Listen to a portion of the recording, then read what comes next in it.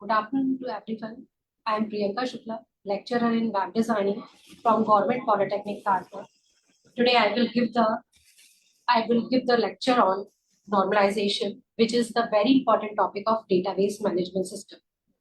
Before going towards the normalization, firstly we will discuss about the database management system.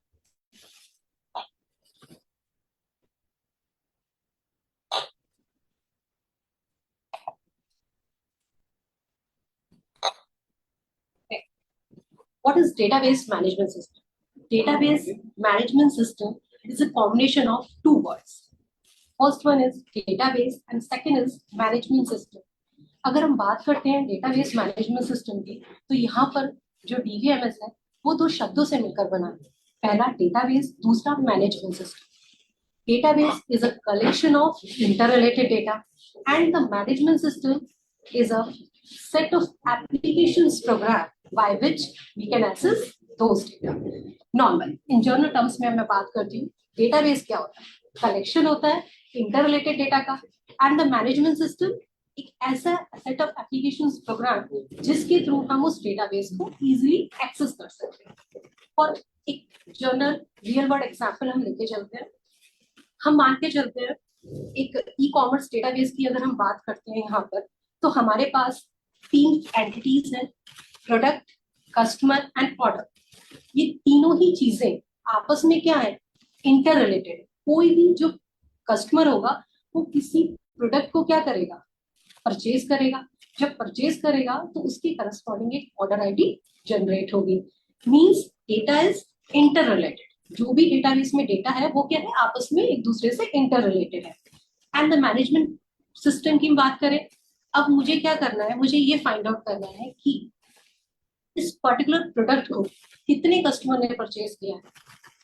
एक simple मैं एक line की SQL command लिखती हूँ. मतलब एक एसक्यूएल कमांड के थ्रू हम क्या कर सकते हैं, उस पर्टिकुलर प्रोडक्ट के करस्पॉन्डिंग कितने नंबर ऑफ कस्टमर जिन्होंने उस प्रोडक्ट को परचेज किया है वो सारी डिटेल मेरे पास आ जाएगी.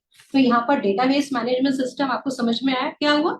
Database collection of inter related data, ऐसा डेटा का कलेक्शन जो आपस में इंटर रिलेटेड हो. And the management system is a application program का सेट जिसके थ्रू आप उस डेटा को इजीली रिट्राइव कर सकते हैं. Why we need?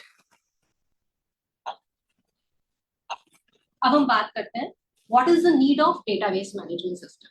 हमें डेटाबेस मैनेजमेंट सिस्टम की जरूरत क्यों होती है. पहला, स्टोरेज पर्पस के लिए and the fast retrieval of data. Data को फास्टली रिट्राइव करने के लिए स्टोरेज.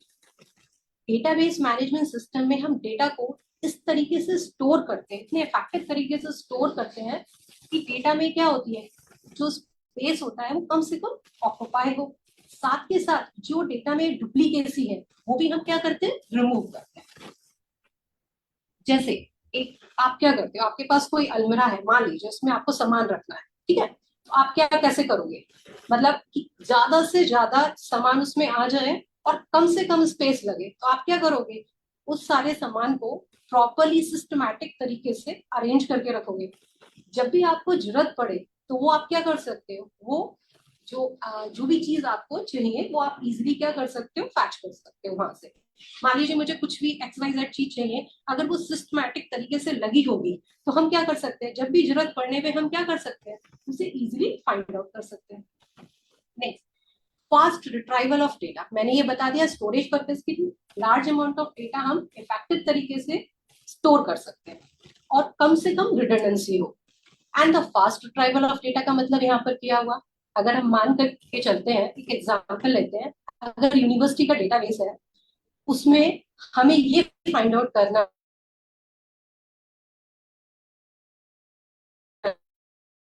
है मार्क्स है 80% से एबव. तो उस केसेस में क्या होगा, हमें क्या करना है, फाइंड आउट करना है एक ऐसे सारे स्टूडेंट्स जिनके जो मार्क्स है वो क्या है, 80% से एबव है. तो उस केस में हम क्या करेंगे, हमारे पास यूनिवर्सिटी में नंबर ऑफ द स्टूडेंट्स कितने हैं, मान लीजिए 50 मतलब 5000 है या 10,000 है. लार्ज अमाउंट ऑफ हमारे पास क्या है, स्टूडेंट्स है. तो उस केसेस में हमने सिंपल एक एसक्यूएल कमांड लिखनी है, select student name from the student table where the marks is greater than 80% या 70%, तो मुझे उन सारे स्टूडेंट्स की क्या होगी, इंफॉर्मेशन मिल जाएगी जिनके जो मार्क्स हैं वो क्या है 80% से एबव है। तो इजीली हम क्या कर सकते हैं, उन सारे स्टूडेंट को स्कॉलरशिप प्रोवाइड करा सकते हैं। ठीक है, तो मतलब फास्ट, मतलब एक सिंपल सी कमांड से मैंने डेटा को, लार्ज अमाउंट ऑफ डेटा को इजीली क्या कर लिया, रिट्रीव कर लिया, अचीव कर लिया। तो that is called the need of the database management system. Now application of database management system. अगर हम डीबीएमएस के एप्लीकेशंस की बात करें तो सब जगह डेटाबेस मैनेजमेंट सिस्टम के एप्लीकेशंस हैं। सबसे पहले हम बात करते हैं बैंकिंग की।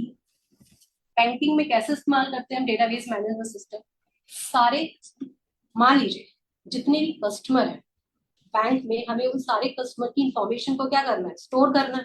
और हर एक जो कस्टमर होगा, मतलब बैंक में जो भी कस्टमर होगा उसका कोई अपना अकाउंट होगा, और उसके कितने तरीके के अकाउंट हैं, उसका सेविंग अकाउंट, उसका करंट अकाउंट, उन सारी इंफॉर्मेशन हमें क्या करनी है, स्टोर करनी है।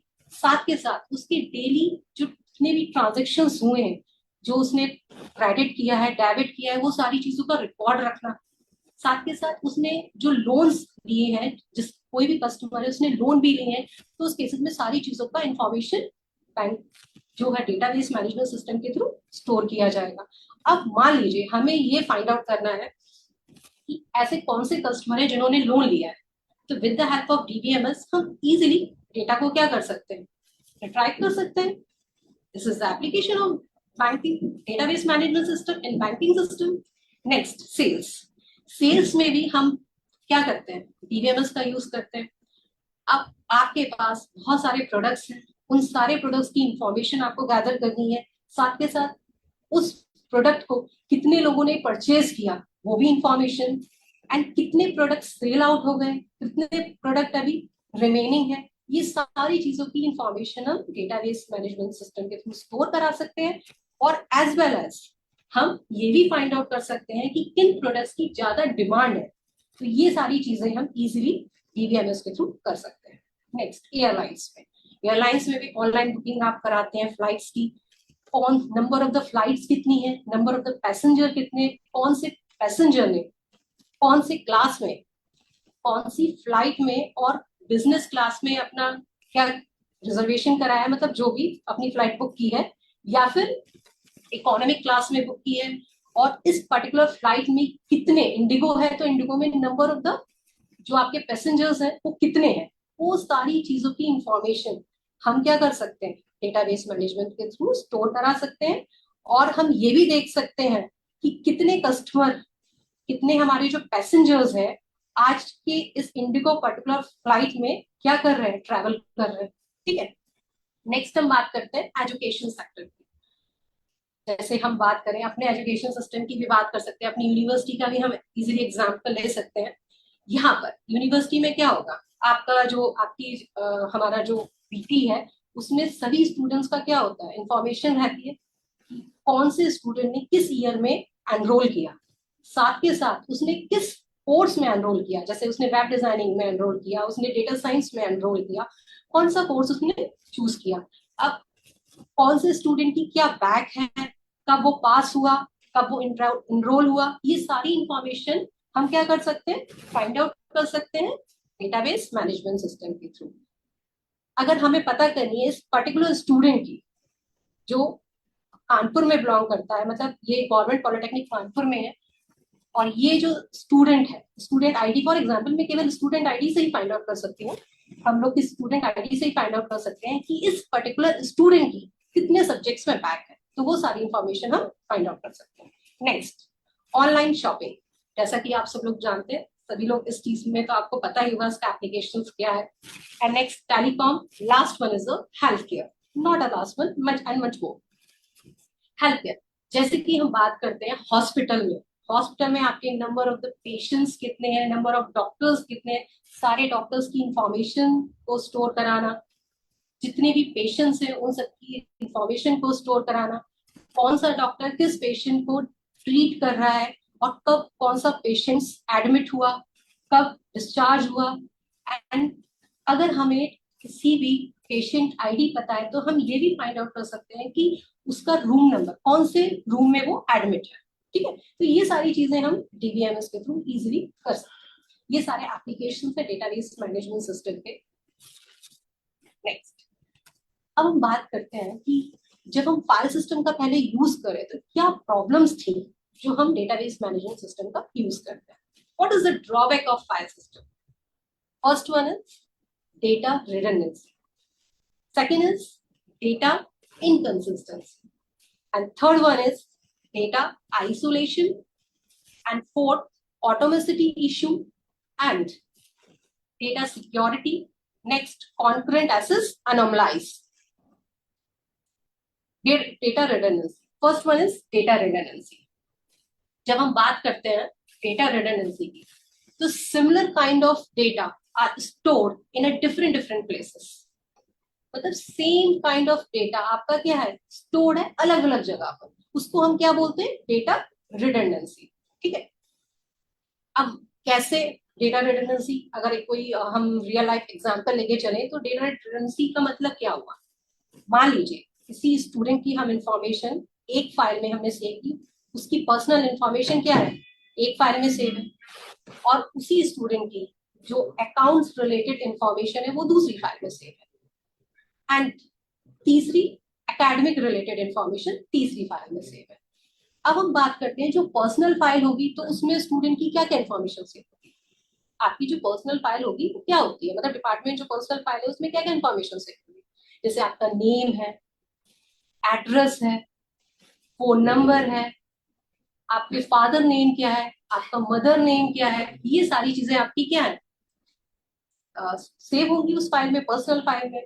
ठीक है, इसके अलावा ब्लड ग्रुप क्या है, ये सारी जितनी भी चीजें आपका पर्सनल फाइल में सेव होगी।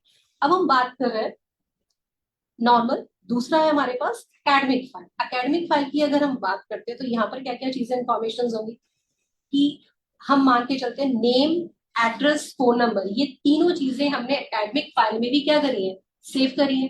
ठीक है, और एकेडमिक फाइल में क्या होगा, आपके फर्स्ट ईयर में कितने मार्क्स थे, सेकेंड ईयर में कितने मार्क्स थे, और थर्ड ईयर में आपके कितने मार्क्स थे, ये सारी इंफॉर्मेशन एकेडमिक रिलेटेड जितनी भी इंफॉर्मेशन होगी वो आपकी एकेडमिक फाइल में हमने सेव करती है, वो किसी दूसरी जगह है। मतलब अकाउंट सेक्शन क्या कर रहा है, अकाउंट से रिलेटेड इंफॉर्मेशन रख रहा है, और हम हमारी जो एकेडमिक है वो एकेडमिक से रिलेटेड जितनी इंफॉर्मेशन रख रहा है, पर्सनल फाइल एक अलग जगह पर है। ठीक है, तो यहाँ पर हम जब अकाउंट सेक्शन की बात करते हैं तो अकाउंट सेक्शन क्या रखेगा, वो भी क्या कर रहा है, same kind of information, name, address, phone number, ये तीनों एट्रीब्यूट्स, एज वेल एज क्या होगा आपकी कितना, आपकी जो मनी है, ट्यूशन फीस आपकी कितनी आपने क्या करी है, जमा की है, ये सारी इंफॉर्मेशन क्या आपका ड्यूज है, ये ऑल एंड दीज ये सारी आपकी स्टोर होगी।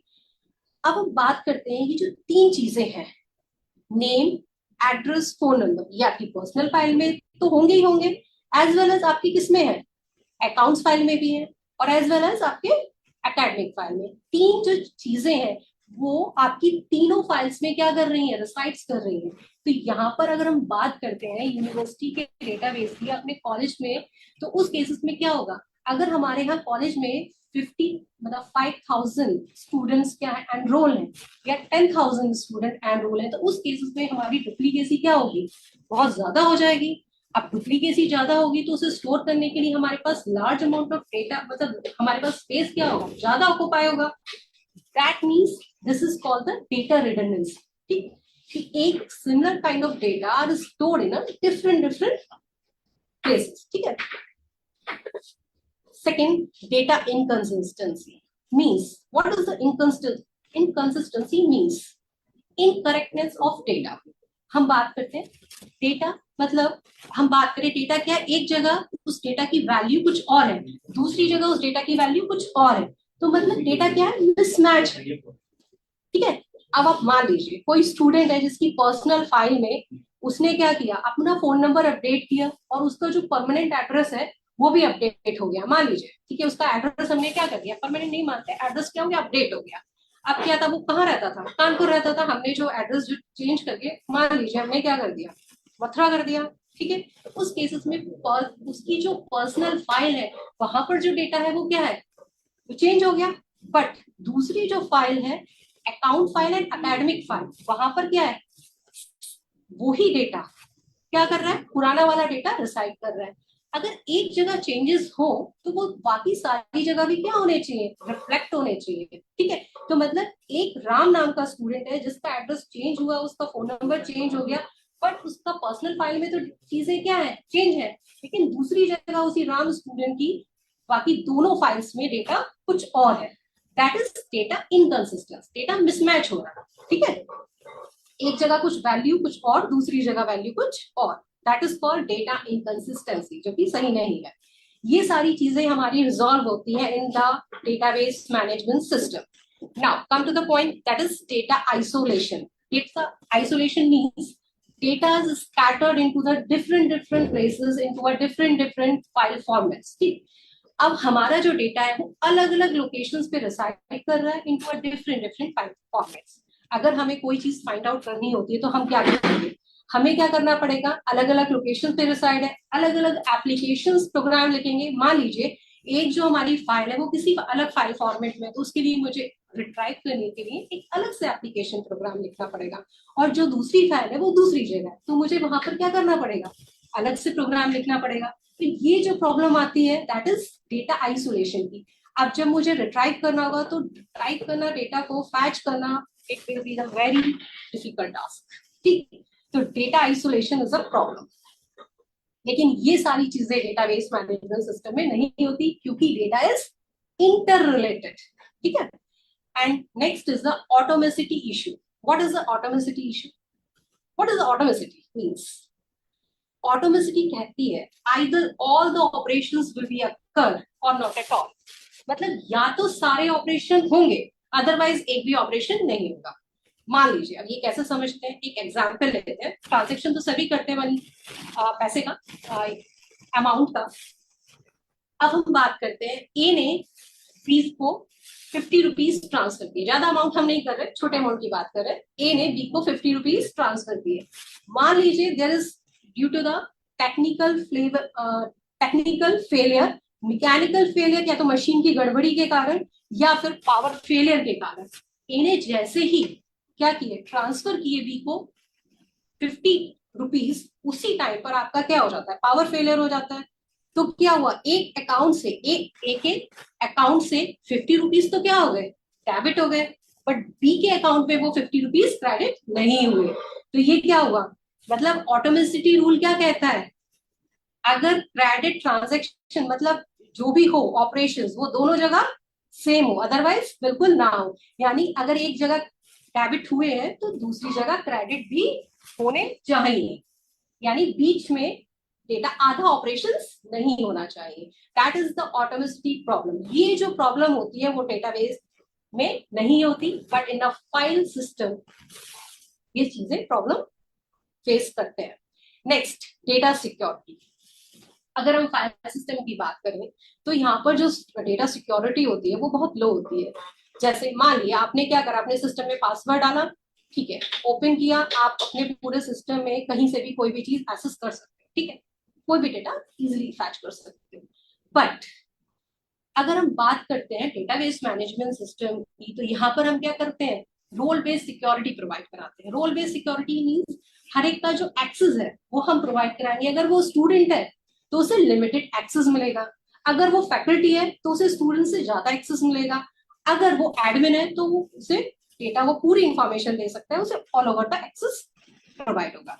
ठीक है, तो यहाँ पर जो सिक्योरिटी है वो ज्यादा होती है कंपैरेटिवली टू फाइल सिस्टम। ठीक है, जो हमारा जो इंफॉर्मेशन होगा या डेटा होगा वो सिक्योर होगा डेटाबेस मैनेजमेंट सिस्टम में comparatively to file system. Next, concurrent access anomalies. Concurrent access क्या होता है? कॉन्करेंट एक्सेस का मतलब होता है एक टाइम पर multiple user same kind of data को, मतलब सेम डेटा को क्या कर रहे हैं, एक्सेस कर रहे हैं। एक साथ दो व्यक्ति एक ही चीज को एक्सेस करना चाह रहे हैं, that is called concurrent access. ठीक, अब प्रॉब्लम क्या आती है फाइल सिस्टम में? ठीक है, सेम, आप एक एग्जांपल लेते हैं, बैंक का ही एग्जांपल लेते हैं। मान लीजिए एक अकाउंट है, ठीक है, हमने एक अकाउंट माना ए में हमारे पास क्या है, 1000 रुपीज। ध्यान से सुनिएगा, ए में कितने हैं, 1000 रुपीज। बी और सी क्या है, दो यूजर्स हैं जो क्या कर रहे हैं, उस डेटा को मतलब उस अकाउंट को क्या कर रहे हैं, एक्सेस कर रहे हैं। ए में हमारे पास 1000 रुपी है और बी और सी दोनों सेम टाइम पर, एक बी क्या करता है 50 रुपीज को क्या करता है, निकालता है उस अकाउंट में से, और जो सी है वो क्या करता है 100 रुपीज क्या करता है, निकालता है उसमें से, मतलब विड्रॉल करता है। ठीक है, बी और सी ने एक अमाउंट को, एक अकाउंट को एक साथ एक्सेस किया, और बी ने 50 रुपीज का विड्रॉल किया सेम टाइम पर, और सेम टाइम पर सी ने भी 100 रुपीज का विड्रॉल किया। अब प्रॉब्लम क्या आएगी, जो ये ए अकाउंट को वो किस वैल्यू पर क्या करेंगे, डिसाइड करेंगे, ए की क्या जो वैल्यू क्या रहेगी लास्ट में, एक अकाउंट की क्या वैल्यू रहनी चाहिए, वैल्यू रहनी चाहिए 850, है ना।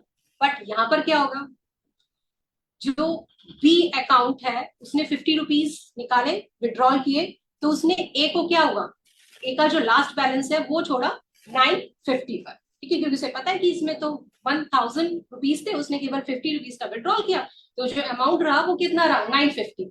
अब हम बात करते हैं किसकी, सी की। सी ने कितने रुपीज विड्रॉल किए 100 रुपीज, तो सी ने कितने पे उसको वैल्यू को छोड़ा, दैट इज 900।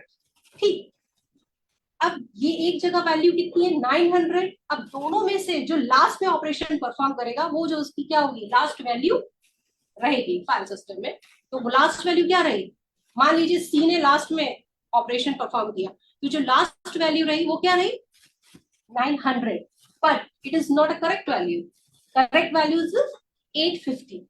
ठीक है, क्योंकि दोनों ने विड्रॉल कर ली मनी, तो वहां पर जो वैल्यू रहनी चाहिए that is 850। That is the concurrent access anomalies, मतलब अगर सेम टाइम पर तो मल्टीपल यूजर सेम डेटा को एक्सेस करते हैं तो प्रॉब्लम अगर होती है in the case of file system data को इनकंसिस्टेंट स्टेट में डिसाइड करते हैं। ठीक है, अब हमारे पास बात करते हैं डेटाबेस मैनेजमेंट सिस्टम में ये सारी प्रॉब्लम्स नहीं होती। Next is a data integrity. What is a data integrity, जैसे आप लोगों ने देखा होगा, अगर बैंक में अगर हम कोई भी अकाउंट ओपन करते हैं तो जनरली क्या होता है कि आपका जो एज होनी चाहिए वो, कोई भी कंस्ट्रेंट, कोई भी कंडीशन अगर हम अप्लाई करते हैं तो वो कोई भी कंडीशन इजिली क्या हो जाए उस डेटा पर अप्लाई हो जाए, कोई भी कंस्ट्रेंट, कंस्ट्रेंट मतलब कंडीशन, कोई भी कंडीशन हम इजिली किसी भी डेटा पर अप्लाई कर सकते हैं। जैसे मान लीजिए किसी बैंक की बात करते हैं तो बैंक में क्या होता है, आपका जो मिनिमम बैलेंस होता है, एग्जाम्पल ले रहे हैं समझने के लिए, अब यहाँ पर क्या है किसी बैंक का जो मिनिमम अमाउंट होना चाहिए वो कितना होना चाहिए 1000, हम मान के चलते हैं। ठीक है, 1000 से कम नहीं होना चाहिए, अगर अकाउंट आप ओपन कराते हैं तो भी मिनिमम 1000 रहना चाहिए, और अगर आप क्या कर रहे हैं विड्रॉल भी कर रहे हैं तो मिनिमम आप क्या रखना चाहिए 1000 रहना चाहिए। बट जैसे ही अगर आप 1000 से ज्यादा, मतलब 1000 आपका डेटा है, आपने 50 रुपीज निकाल लिए, तो लास्ट में जो वैल्यू कम हो गई तो वो आपको मैसेज शो कर देगा, मतलब वो आपको मैसेज दिखाएगा you can not withdraw the data, minimum balance is 1000 rupees. ठीक है, तो ये कंस्ट्रेंट है जो इजिली हम अप्लाई कर सकते हैं into the database management system, not in the file system पर ये जो कंस्ट्रेंट होते हैं वो अप्लाई करना बहुत मुश्किल होता है।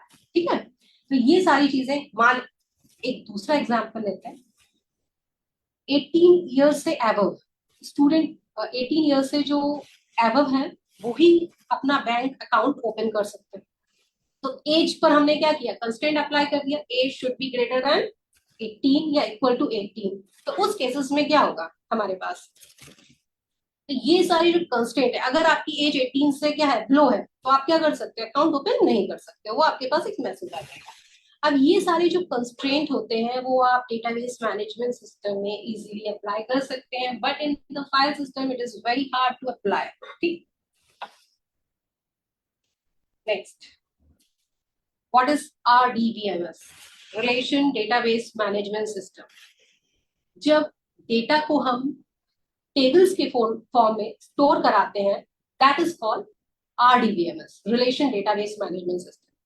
जब हमारा जो डेटा होता है टेबल्स के फॉर्म में स्टोर होता है उसको हम रिलेशन डेटाबेस मैनेजमेंट सिस्टम कहते हैं। रिलेशन मतलब टेबल मतलब रिलेशन, ठीक है। अब यहाँ पर हम देख के चलते हैं, ये this is the relation model. ये हमारे पास एक टेबल है, यहाँ पर हमारे पास एक टेबल मैंने बनाई हुई है, दैट इज अ रिलेशन। अब हम यहाँ पर से क्या बोलेंगे इस टेबल को, रिलेशन। एक रिलेशन यहाँ पर मेंशन की हुई है। यहाँ पर ये जो है एवरी रो, ये हमारे पास क्या है, जो रो होती है उसको हम रिलेशन में क्या बोलते हैं, टपल। ठीक है, जो ये रो है उसको हम क्या बोल रहे हैं, टपल। और हमारे पास जो कॉलम है दैट इज एट्रीब्यूट या फील्ड। ठीक है। अब सबसे पहले एट्रीब्यूट क्या होता है, एट्रीब्यूट किसी भी कोई भी एक ऐसी चीज जो किसी एंटिटी की प्रॉपर्टीज को बताते हैं। जैसे मान लीजिए कोई स्टूडेंट है, तो स्टूडेंट के एट्रीब्यूट्स क्या होंगे, उसकी क्या क्या प्रॉपर्टीज होंगे, स्टूडेंट का नेम होगा, स्टूडेंट आईडी होगी, स्टूडेंट की मेल आईडी होगी, ये सारे क्या है उसके attributes. These are the attributes of a students. मतलब एक ऐसी क्या विशेषताएं जो किसी स्टूडेंट के बारे में, किसी पर्टिकुलर एंटिटी के बारे में क्या इंफॉर्मेशन दे, दीज आर द एट्रीब्यूट्स। अब हम बात करते हैं, ये सब क्या है हमारे पास, फील्ड एंड एट्रीब्यूट्स। ठीक। अब यहां पर हम, this is the degree, number of the columns in a relation called degree. अगर हम रिलेशन की बात करते हैं, रिलेशन मॉडल की बात करते हैं, आरडीएमएस की बात करते हैं, तो जितने भी नंबर ऑफ कॉलम्स टेबल्स में होते हैं उसको हम डिग्री बोलते हैं। And the number of the rows in a relation called a cardinality. ठीक है। अब देखिए यहाँ पर डेटा स्टोर्ड इन रिलेशन, जो डेटा स्टोर होता है वो किसके फॉर्म में है, हम टेबल के फॉर्म में स्टोर कर रहे हैं। ठीक है। और ये हमारे पास क्या है, एट्रीब्यूट्स है, SID, student name, student age, student class, ये सारी student sections, these are the attributes of a relation. ठीक है। और इस रिलेशन का मैं नाम दे देती हूँ स्टूडेंट, स्टूडेंट नाम की रिलेशन है। नेक्स्ट, नॉर्मलाइजेशन समझने के लिए आपको ये बेसिक्स कंसेप्ट पता होने चाहिए कि रिलेशन क्या होता है, की क्या होती है, फंक्शनल डिपेंडेंसी क्या होती है। ये सारी चीजें मैं इसीलिए आपको बता रही हूँ कि ये सारे बेसिक कंसेप्ट आपके क्लियर होंगे तभी आप नॉर्मलाइजेशन इजिली कर सकते हो, उसका कंसेप्ट आपको समझ में आएगा। ठीक है।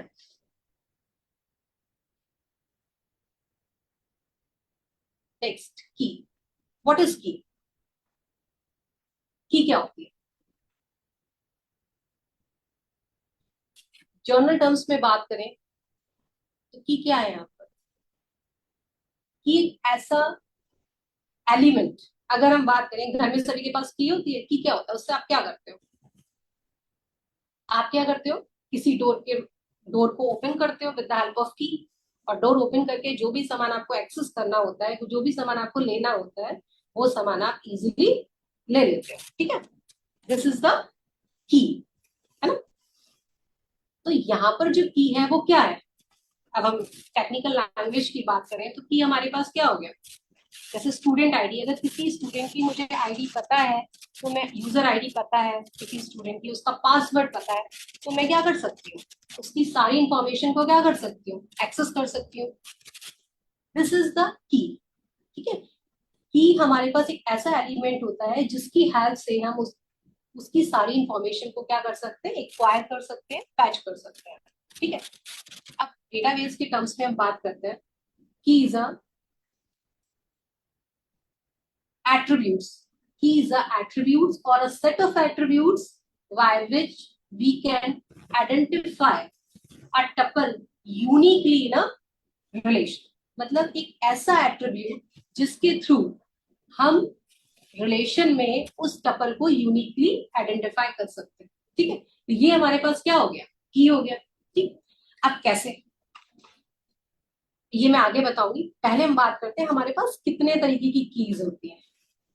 बहुत तरीके की हमारे पास, जो भी सिलेबस में आपके मतलब जो मोस्ट इंपॉर्टेंट कीज है मैं उनकी बात कर रही हूँ। जैसे हमारे पास प्राइमरी की है, कैंडिडेट की है, सुपर की है, foreign key, these are the most important keys और जनरली हम इसका ही यूज करते हैं।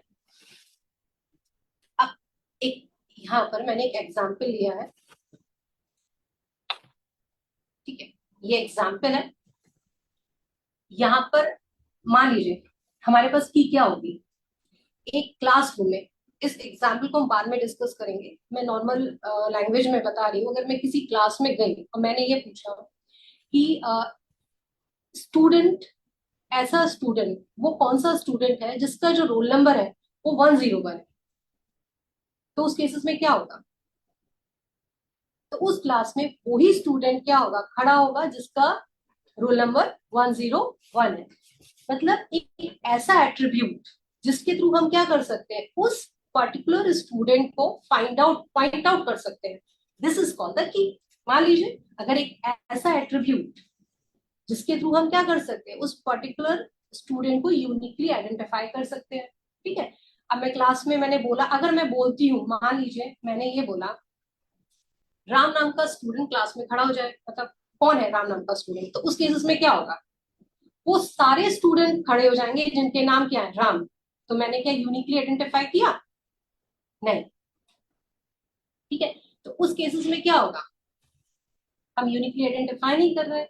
ठीक है, तो यहाँ पर हमारे पास की एक ऐसा एट्रीब्यूट होता है जिसके थ्रू हम किसी भी रिलेशन में, किसी भी टेबल में उस स्टूडेंट के, मतलब किसी भी रिकॉर्ड को यूनिकली क्या कर सकते हैं, आइडेंटिफाई कर सकते हैं। रिकॉर्ड का मतलब क्या है, उस पर्टिकुलर स्टूडेंट की सारी इंफॉर्मेशन को हम इजिली फाइंड आउट कर सकते हैं। जैसे हमारे पास यहाँ पर SID, स्टूडेंट आईडी।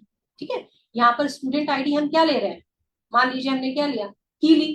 तो इससे मैं क्या कर सकती हूँ, इस टेबल में हम क्या कर सकते हैं, सारे एट्रीब्यूट्स को फाइंड आउट कर सकते हैं। पर्टिकुलर रिकॉर्ड को हम क्या कर सकते हैं, यूनिकली आइडेंटिफाई कर सकते हैं। ठीक है, नेक्स्ट, व्हाट इज सुपर की? सुपर की क्या होती है?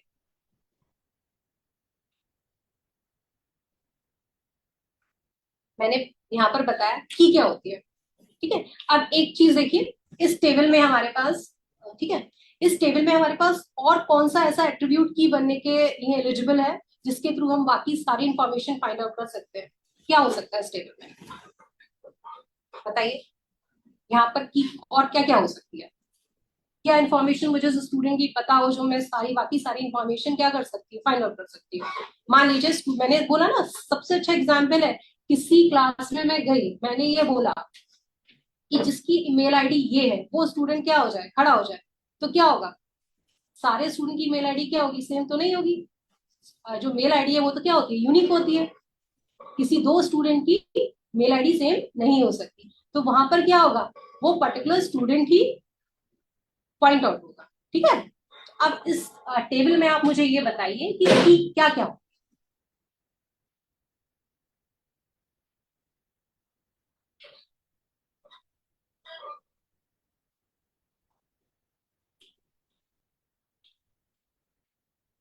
ठीक है, देखिए हमारे पास जैसे स्टूडेंट आईडी है, ये भी हमारी की हो सकती है। रजिस्ट्रेशन आईडी है, ये भी हमारी क्या हो सकती है, की हो सकती है ना।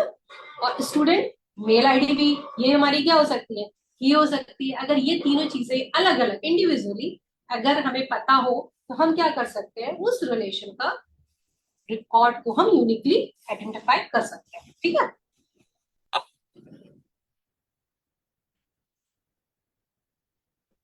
व्हाट इज सुपर की? सुपर की क्या होती है? ये जो चीजें हैं बहुत कंफ्यूजिंग होती हैं, अगर आप ध्यान से समझेंगे तो आपका जो डाउट होगा वो क्लियर हो जाएगा। ठीक है, अब सुपर की यहाँ पर क्या है, सुपर की इज ऑल्सो अ एट्रीब्यूट और सेट ऑफ एट्रीब्यूट जिसके थ्रू हम किसी भी रिलेशन में टपल को यूनिकली आइडेंटिफाई कर सकते हैं। मैं बार बार कह रही हूँ कि टपल यहाँ पर क्या है, रो। रो में क्या होता है, सारी इंफॉर्मेशन होती है, सारे एट्रीब्यूट्स होते हैं। ठीक है, जो रो है या फिर हमारे पास टपल है वो क्या करता है, सारे एट्रीब्यूट्स कंटेन करता है। ठीक, तो यहाँ पर हम बात करते हैं, ये जो मैं अगेन टेबल लेती हूँ, पीछे जो मेरी टेबल है, अब यहाँ पर सुपर की क्या होगी, सुपर की में हमारे पास एक्सट्रेनियस एट्रीब्यूट्स हम ऐड ऑन कर लेते हैं। मतलब यहाँ पर हमने एक्स्ट्रा एट्रीब्यूट्स क्या कर लिए, ऐड ऑन कर लिए। ठीक है, मतलब अब मैं बोलती हूँ क्लास में जाके, देखिए मैं बार बार आपको ये एग्जांपल इसलिए दे रही हूँ क्योंकि इससे सबसे अच्छे से समझ में आता है। ठीक है, जनरली आप कुछ लैंग्वेज में पढ़ेंगे तो चीजें डाउट क्लियर नहीं होती है, उस केसेस में आपको अच्छे से समझ में आएगा, इसलिए मैं ये एग्जाम्पल आपको दे रही हूँ। अब मैं क्लास में जाऊं और मैं पूछूं किसी स्टूडेंट से कि ऐसा स्टूडेंट जिसकी जो स्टूडेंट आईडी है वो ये है और जिसका नाम राम है वो कौन है, तो उस केसेस में क्या हो जाएगा?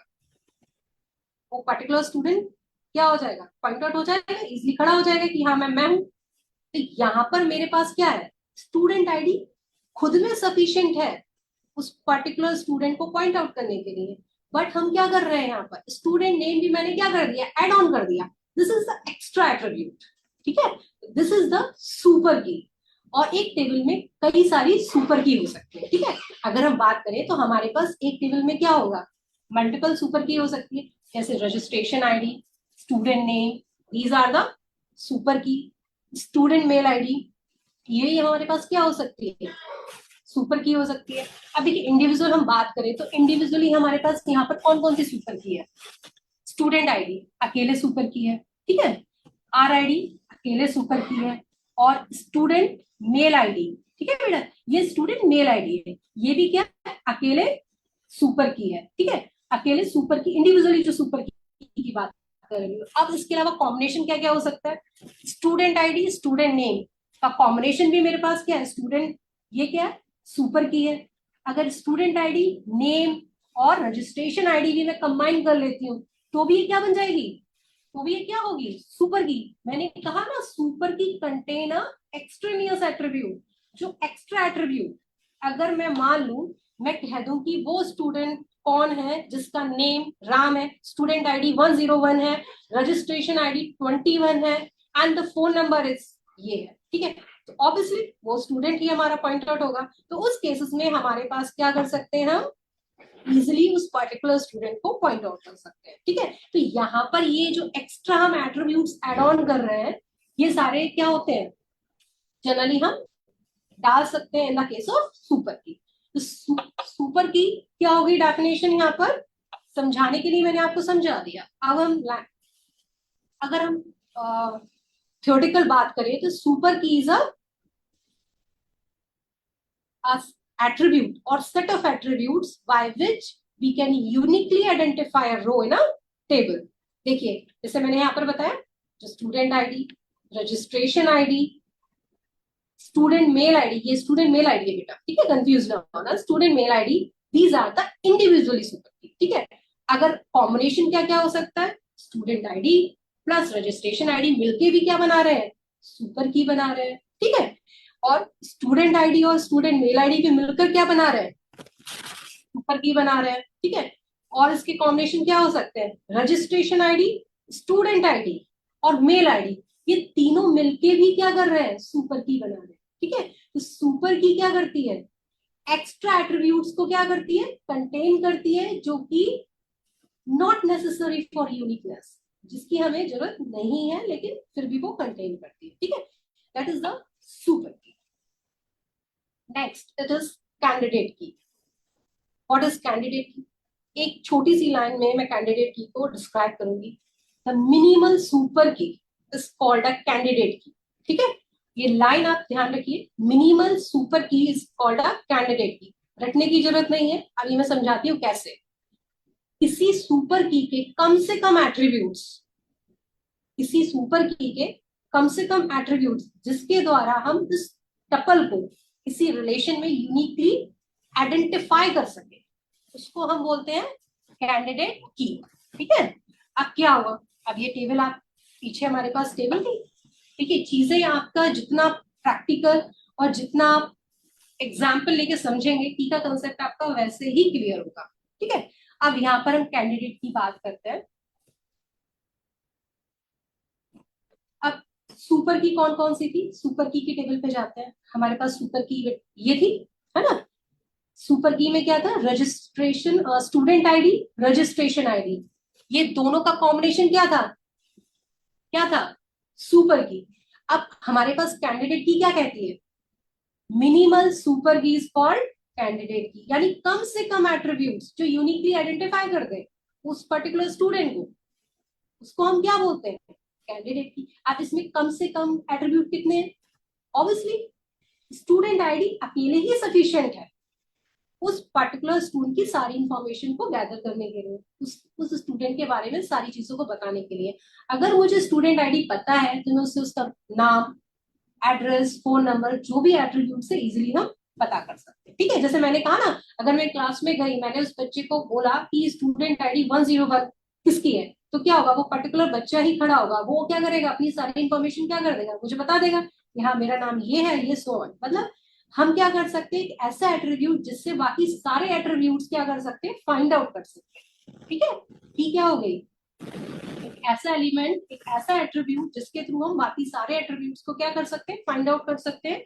या किसी टपल को, टपल क्या करेगा, कंटेन करेगा सारे एट्रीब्यूट्स। एक नॉर्मल लैंग्वेज में करें तो क्या है, टपल भी क्या करती है, सारे एट्रीब्यूट्स को कंटेन करती है। तो यहाँ पर स्टूडेंट आईडी अकेले ही सफिशिएंट है सारी एट्रीब्यूट्स की इंफॉर्मेशन को एक्वायर करने के लिए। तो स्टूडेंट आईडीज अलोनली आप कैंडिडेट की।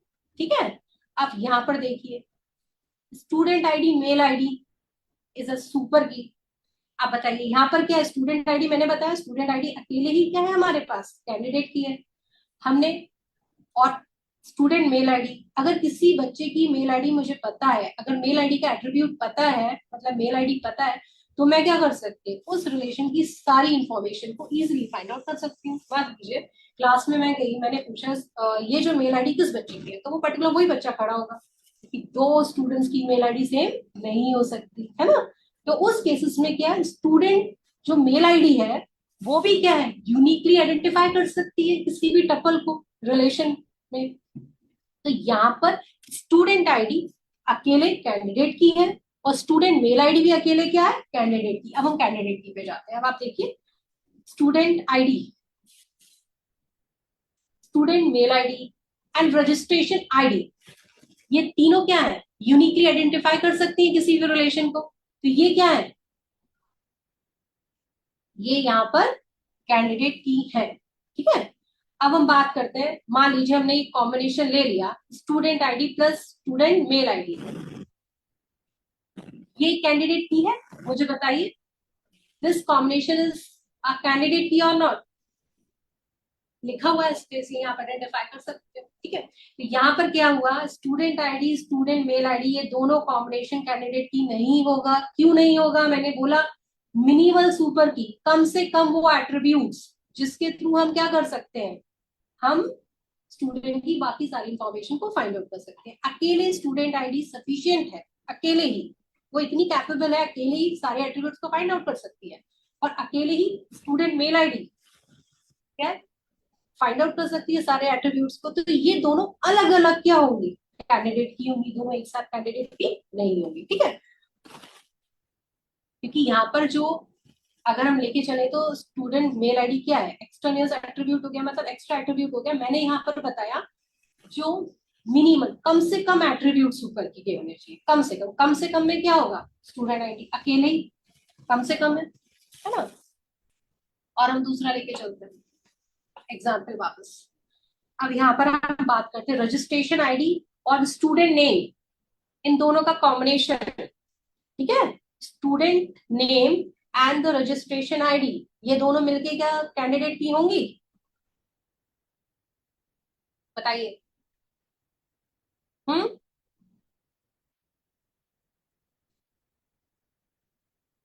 ये दोनों नहीं। क्यों, क्योंकि रजिस्ट्रेशन आईडी खुद में सफिशिएंट है किसी भी टपल को यूनिकली आइडेंटिफाई करने के लिए। तो उस केसेस में क्या है, इन दोनों का कॉम्बिनेशन क्या होगा, कैंडिडेट की नहीं होगा। रजिस्ट्रेशन आईडी यहाँ पर क्या है, यहाँ पर क्या है, कैंडिडेट की है। तो स्टूडेंट नेम यहाँ पर कैंडिडेट की नहीं है, दोनों का कॉम्बिनेशन कैंडिडेट की नहीं है। अकेले रजिस्ट्रेशन आईडी यहाँ पर क्या है, कैंडिडेट की है। ठीक है, अब हम मान लेते हैं स्टूडेंट नेम क्या कैंडिडेट की है, स्टूडेंट नेम यहाँ पर क्या कैंडिडेट की है, नहीं। क्यों, मान लीजिए मैं क्लास में पूछती हूँ जाके, मैंने वही बोला ना कि आप ये एग्जाम्पल अपने मन में क्या करिए, पूछिए। तो उस केसेस में आपको क्या होगा, मतलब आप अपने आप से खुद से पूछिए, तो आपको जो की का कंसेप्ट है वो क्लियर हो जाएगा। मतलब ये देखो, काफी सारी चीजें जो होती हैं बुकिश से समझ में नहीं आती, आपको क्या करना है, अपने खुद के एग्जाम्पल लेने हैं, खुद से समझना है, तो चीजें और अच्छे से कंसेप्ट क्लियर होता है।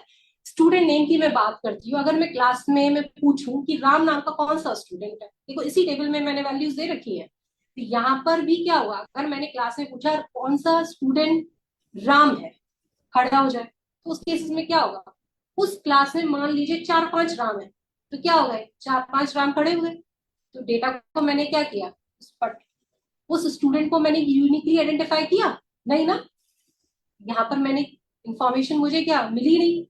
उस केस में किसी पर्टिकुलर रिलेशन में हम टपल को हम क्या कर सकते हैं, यूनिकली आइडेंटिफाई नहीं कर सकते, क्योंकि उस टेबल में हमारे पास राम नाम के बहुत सारे क्या है स्टूडेंट्स हैं। देखिए मान लीजिए अगर मैं स्टूडेंट नेम क्या लेती हूँ, कैंडिडेट की लेती हूँ, तो यहाँ पर क्या है, ये किसी भी रिलेशन को क्या करेगा, यूनिकली आइडेंटिफाई नहीं करेगा, किसी भी टपल को यूनिकली आइडेंटिफाई नहीं करेगा, क्योंकि राम है, राम कहाँ पर है, एक राम ये जो स्टूडेंट है उसकी स्टूडेंट आईडी 101 भी है, ठीक है, एक राम यहाँ पर है जिसका नाम राम है और जिसकी स्टूडेंट आईडी क्या है 103 है, जिसकी रजिस्ट्रेशन आईडी 23 है, मेल आईडी ये है, और जो कहाँ रहता है, कानपुर में रहता है, ठीक है।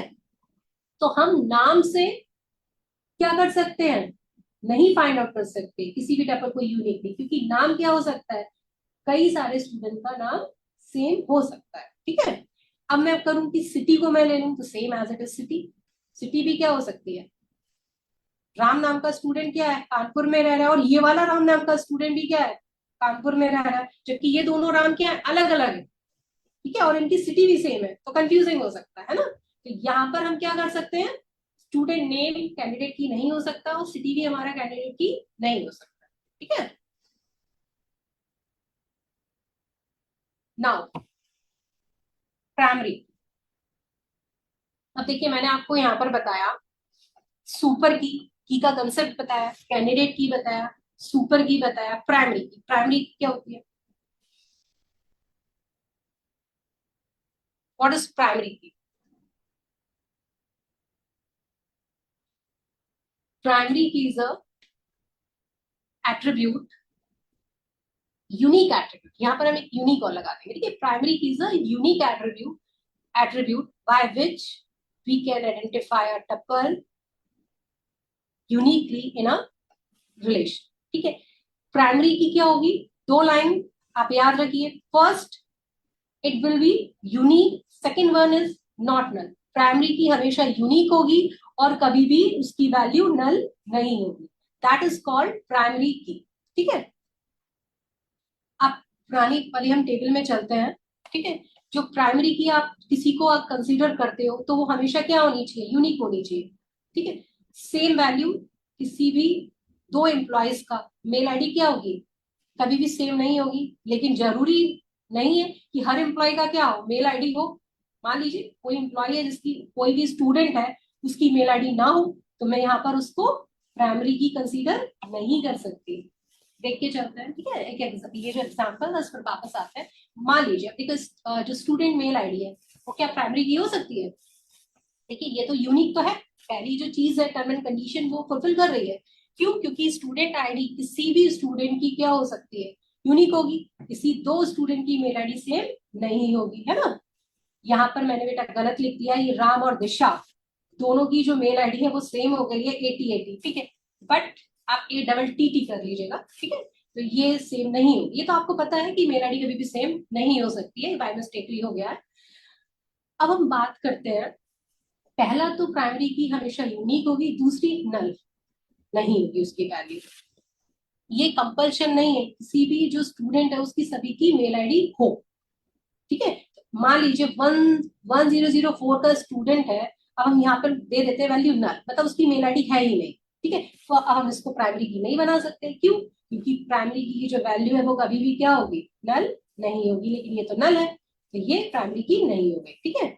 अब हम बात करते हैं किसकी, स्टूडेंट आईडी की और रजिस्ट्रेशन आईडी की, ठीक है। अब हम इन दोनों में हम चूज करते हैं कैसे, अब मैं आपको ये एक्सप्लेन करूंगी बताने के लिए कि यहाँ पर ये कैसे प्रेम हमारे पास प्राइमरी की होगी और ये नहीं होगी।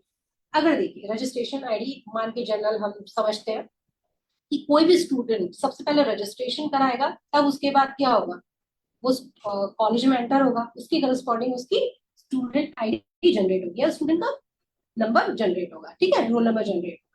तो जो रजिस्ट्रेशन आईडी है वो पहले जनरेट हुई, मान लीजिए स्टूडेंट ने रजिस्ट्रेशन करा लिया और उसका ये फर्स्ट क्लास है, तो उसकी अभी स्टूडेंट आईडी जनरेट नहीं हुई, तो उस केस में क्या है, जो भी स्टूडेंट होगा उसकी रजिस्ट्रेशन आईडी तो मस्ट है, लेकिन हो सकता है उसकी स्टूडेंट आईडी अभी ना बनी है, ठीक है। तो उस केसेस में हमारे पास जो रजिस्ट्रेशन आईडी है वो हमारी क्या हो गई, प्राइमरी की, ठीक है। तो यहाँ पर ये क्या है, यूनिक है और इसकी वैल्यू नल नहीं है। हो सकता है कि यहाँ पर क्या है, मैं आपको एक्सप्लेन कर रही हूँ, वैसे जनरली ये भी प्राइमरी की हो सकती है, लेकिन मैं आपको एक्सप्लेन करके बता रही हूँ कि ये क्यों नहीं होगी। तो यहाँ पर हो सकता है इसकी वैल्यू क्या हो, नल हो, ठीक है। नेक्स्ट,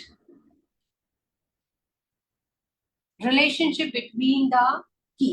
अब देखिए यहाँ पर मैंने एक डायग्राम बनाया हुआ है, प्राइमरी की, कैंडिडेट की, सुपर की, इन तीनों कीज में आपस में क्या रिलेशनशिप है, क्या रिलेशनशिप हो सकता है। इतनी सारी चीजें मैंने डिटेल में आपको समझाई है, क्या रिलेशनशिप में हो सकता है। प्राइमरी की कैन बी अ कैंडिडेट की, प्राइमरी की क्या हो सकती है, कैंडिडेट की हो सकती है, ठीक है। जो प्राइमरी की होगी वो हमेशा क्या हो सकती है, कैंडिडेट की हो सकती है, बट कैंडिडेट की प्राइमरी की कंपल्शन नहीं है कि प्राइमरी की हमेशा क्या होगी, कैंडिडेट की होगी ही होगी, बट जरूरी नहीं है कैंडिडेट की भी क्या हो, प्राइमरी की, ठीक है। वाइस वर्सा ट्रू नहीं होगा, same as it is, candidate key क्या होगी, सुपर की होगी, but every super key can not be a candidate key, हर एक सुपर की क्या होगी, कैंडिडेट की नहीं होगी, ठीक है। तो यहाँ पर ये चीज है। अब हम बात करते हैं फॉरेन की, दिस इज ये भी बहुत इंपॉर्टेंट है। फॉरेन की क्या होती है, फॉरेन की इज अ रेफरेंशियल की, मतलब रेफरेंस की। अगर हम बात करें, देखिए रेफरेंस का मतलब क्या होता है, अगर हम किसी के घर जा रहे हैं या कहीं जा रहे हैं तो ऑफिस में हमने क्या कहा कि आप मेरा नाम ले दीजिएगा, आपका काम हो जाएगा, आप ये बोल दीजिए कि उन्होंने भेजा, तो उस केसेस में हमने क्या किया, किसी का रेफरेंस ले लिया, ठीक है। तो मतलब वो जो चीज है किसी रेफरेंस के द्वारा क्या हो रही है, डिनोट हो रही है, मतलब एक ऐसा एट्रीब्यूट जो क्या करता है, कनेक्शन स्टैब्लिश करता है बिटवीन द टू टेबल्स। मैं जनरल लैंग्वेज में समझा रही हूँ अभी, अपने टर्म्स में, नॉर्मल लैंग्वेजेस में, एक ऐसा एट्रीब्यूट जो दो टेबल के बीच में कनेक्शन स्टैब्लिश करता है, रिलेशनशिप स्टैब्लिश करता है, that is called a foreign, मतलब रेफरेंस की। मैंने इस जगह, ठीक है, आप इस जगह जा रहे हो, आप मेरा नाम ले देना और आपका काम हो जाएगा, मतलब रेफरेंस, ठीक है। अब मान लीजिए जो डिपार्टमेंट आईडी है, किसी भी टेबल का एक ऐसा एट्रीब्यूट, किसी भी टेबल का एक ऐसा एट्रीब्यूट जो कि दूसरे टेबल की प्राइमरी की है, उसको हम क्या बोलते हैं, फॉरेन की, ठीक है। ये अभी कोई डेफिनेशन नहीं है, मैं अपने नॉर्मल तरीके से आपको बता रही हूँ एग्जाम्पल। ये मेरे पास एम्प्लॉय नाम की टेबल है और ये मेरे पास एक क्या, डिपार्टमेंट नाम की टेबल है। एम्प्लॉय नाम की टेबल में हमारे पास कितने एट्रीब्यूट्स हैं, employ ID, employ name, passport number, licence number, SSN number and department ID, ठीक है। ये तो नॉर्मल चीज है, मतलब हमने मान लिया ये हमारे पास एम्प्लॉय नाम की जो टेबल है उसमें ये सारे एट्रीब्यूट्स हैं। अब हम फोकस करते हैं किस पर, फॉरेन की पर, जो डिपार्टमेंट आईडी है, ठीक है। वो एक ऐसा एट्रीब्यूट है जो डिपार्टमेंट टेबल, ये हमारे पास जो डिपार्टमेंट टेबल है उसमें दो एट्रीब्यूट है, department ID and department name. यहाँ पर जो प्राइमरी की है वो क्या है, डिपार्टमेंट आईडी, जो कि यूनिकली क्या करेगी, किसी भी टपल को यूनिकली आइडेंटिफाई करेगी ना रिलेशन, ठीक है। अब यहाँ पर डिपार्टमेंट आईडी हमारी प्राइमरी की है और इस टेबल में हमारी एम्प्लॉय आईडी प्राइमरी की है, ठीक है। अब इस टेबल में, एम्प्लॉय नाम की टेबल में डिपार्टमेंट आईडी ऐसा एट्रीब्यूट है जो कि दूसरी टेबल की के लिए प्राइमरी की का वर्क कर रहा है, तो ये जो है वो यहाँ पर क्या कहलाएगा, फॉरेन की कहलाएगा, ठीक है। That is called the foreign की। अब देखो फॉरेन की क्या होती है, अब हम बात करते हैं one table attribute in a one table which is the primary key of another table, ठीक है। attribute of one table is the primary key of another table is called a foreign key, ठीक। तो ये हमारी foreign की definitions हो गई। अब हम बात करते हैं, मान लीजिए मुझे ये फाइंड आउट करना है, ये जो एम्प्लॉय है 101 नाम का जो एम्प्लॉय है, इसकी वैल्यू मैं अपनी तरफ से अज्यूम कर रही हूँ। 101 का जो एम्प्लॉय है उसका डिपार्टमेंट नेम क्या है, वो किस डिपार्टमेंट में काम करता है। ठीक है, अब ये हम कैसे फाइंड आउट करेंगे। देखिए, ये जो एम्प्लॉय आईडी है, डिपार्टमेंट आईडी मुझे यहाँ से पता चली, पता मिल मुझे उसकी इंफॉर्मेशन मुझे यहाँ से मिल गई। तो मैंने क्या किया, लिंक किया डिपार्टमेंट आईडी से, और यहाँ से मैंने क्या किया, डिपार्टमेंट का नेम फाइंड आउट कर लिया। ठीक है, एक टेबल से हम दूसरी टेबल पे हम जा सकते हैं with the help of foreign की। अब देखिए एग्जाम्पल लेते हैं। ठीक, यहाँ मैंने एग्जाम्पल दिया, यहाँ पर मैंने सारी चीजें डिस्क्राइब की है। दिस इज द प्राइमरी की, यहाँ पे मैंने शॉर्ट फॉर्म में लिख दिया है पीके, यहाँ प्राइमरी की, फॉरेन की। अब मानिए ये जो टेबल है स्टूडेंट की टेबल है, स्टूडेंट का नाम नहीं लिखा है, स्टूडेंट टेबल, ये कोर्स टेबल। ठीक है, स्टूडेंट की टेबल में हमारे पास जो इंफॉर्मेशन है, student ID, student name, course ID, ये तीन फील्ड्स है। तीन फील्ड्स में तीन एट्रीब्यूट्स है यहाँ पर।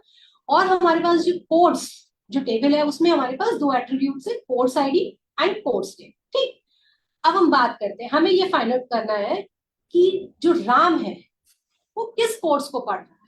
ठीक है, उसने किस किस कोर्स में एनरोल किया है, उस कोर्स का नाम हमें फाइंड आउट करना है। तो हम कैसे फाइंड आउट करेंगे, उस कोर्स का हम जो नाम हमें फाइंड आउट करना है कैसे पता करेंगे। लेकिन इस टेबल में तो केवल कोर्स आईडी दी है, कोर्स नेम तो दिया नहीं है, तो हम ये इंफॉर्मेशन को कैसे फाइंड आउट कर पाएंगे। देखिए यहाँ पर हमारे पास क्या दिया हुआ है, रेफरेंस की दी हुई है। एक टेबल की, एक टेबल का एक ऐसा एट्रीब्यूट, ये जो एट्रीब्यूट सी आई डी है, सी आई डी मतलब कोर्स आईडी, ये जो इस टेबल का एक ऐसा एट्रीब्यूट जो दूसरी टेबल की क्या है, प्राइमरी की है। ठीक है, तो उसको हम क्या बोलते हैं, फॉरेन की। इसके थ्रू हम क्या कर सकते हैं, हम इस टेबल की भी इंफॉर्मेशन को गैदर कर सकते हैं। ठीक है, अब हम देखते हैं कैसे गैदर करते हैं। राम नाम का स्टूडेंट है जिसकी कोर्स आईडी क्या है, E001 है, और हम गए यहाँ पे E001 के करस्पॉन्डिंग है क्या वैल्यू दे रखी है, डीवीएमएस। तो हमने फाइंड आउट कर लिया, राम नाम का जो स्टूडेंट है वो डीवीएमएस सब्जेक्ट को क्या कर रहा है, उसने उस कोर्स में एनरोल किया हुआ। ठीक है, तो यहां से हमें क्या करा, हमें इंफॉर्मेशन मिल गई। ठीक है, this is called the foreign की। फॉरेन की इज रेफरेंशियल की या रेफरेंस की, जो एक टेबल का एक ऐसा एट्रीब्यूट जो दूसरी टेबल का क्या होता है, प्राइमरी की होता है, उसको हम फॉरेन की बोलते हैं। Now what is functional dependency. Functional dependency की हम बात करते हैं। फंक्शनल डिपेंडेंसी डिटरमाइन, ये डिटरमाइन करती है दो एट्रीब्यूट्स के बीच में क्या रिलेशनशिप है, उसको डिटरमाइन करती है। ठीक है, जो दो टेबल्स हैं, दो एट्रीब्यूट्स के बीच में क्या रिलेशनशिप है उसको डिटरमाइन करेगी, उसको हम क्या बोलते हैं, फंक्शनल डिपेंडेंसी। ठीक है, it's describe the relationship between a two attributes in a table. ठीक, कोई भी दो एट्रीब्यूट्स, उन दोनों एट्रीब्यूट्स के बीच में आपस में क्या रिलेशन है, क्या आपस में मतलब किससे हम क्या चीज फाइंड आउट कर सकते हैं, वो सारी चीजें हम आपस में, वो किस पे डिपेंड करती है, कौन सी चीज किसको डिटरमाइन करती है, ये सारी चीज फाइंड आउट करने के लिए हम फंक्शनल डिपेंडेंसी का यूज करते हैं। ठीक है, अब जर्नल वर्ड्स, फंक्शनल डिपेंडेंसी क्या होती है, फंक्शनल डिपेंडेंसी बताती है कि दो एट्रीब्यूट, किसी भी टेबल के दो एट्रीब्यूट आपस में किस तरीके से एक दूसरे पे डिपेंडेंट है, या एक दूसरे से किस तरीके से, क्या इन दोनों में रिलेशनशिप है। ठीक है, अब हम बात करते हैं x टेंस टू y। यहाँ पर एक फंक्शनल डिपेंडेंसी दे रखी है, फंक्शनल डिपेंडेंसी को हम कैसे डिनोट करते हैं, इस तरीके से। ठीक है, यहाँ पर ये जो लेफ्ट हैंड साइड पे है वो क्या कहलाता है, डिटर्मिनेंट, और राइट हैंड साइड पे वो क्या कहलाता है, dependent. x is a determinant and y is a dependent। अब डिटर्मिनेंट एंड डिपेंडेंट क्या होता है मैं आपको बताती हूँ। ये एक टेबल के दो एट्रीब्यूट है ना, एक टेबल के दो एट्रीब्यूट है। अब ये बता रहा है कि दोनों आपस में किस तरीके से एक दूसरे से कनेक्टेड है, या दोनों में आपस में क्या रिलेशनशिप है। ठीक है, अब x क्या कर रहा है, वो डिटरमाइन कर रहा है किसकी वैल्यू को, y की वैल्यू को, y को, यानी x क्या है, डिटरमाइन कर रहा है किसको, y को। जो डिटरमाइन करेगा, जो बताएगा, उसको हम बोलते हैं डिटर्मिनेंट। ठीक है, एक्स को हम क्या कर रहे हैं, बोल रहे हैं डिटर्मिनेंट। और वाई क्या है, जिसको, जो डिपेंडेंट है किस पर, एक्स पर। अगर एक्स की वैल्यू से ही हम क्या कर सकते हैं, वाई को फाइंड आउट कर सकते हैं। तो जो वाई है वो किस पर निर्भर करता है, एक्स पर। तो यहाँ पर एक्स और वाई क्या हो गई, एक एफडी हो गई। ठीक है, here the X is determinant and Y is dependent.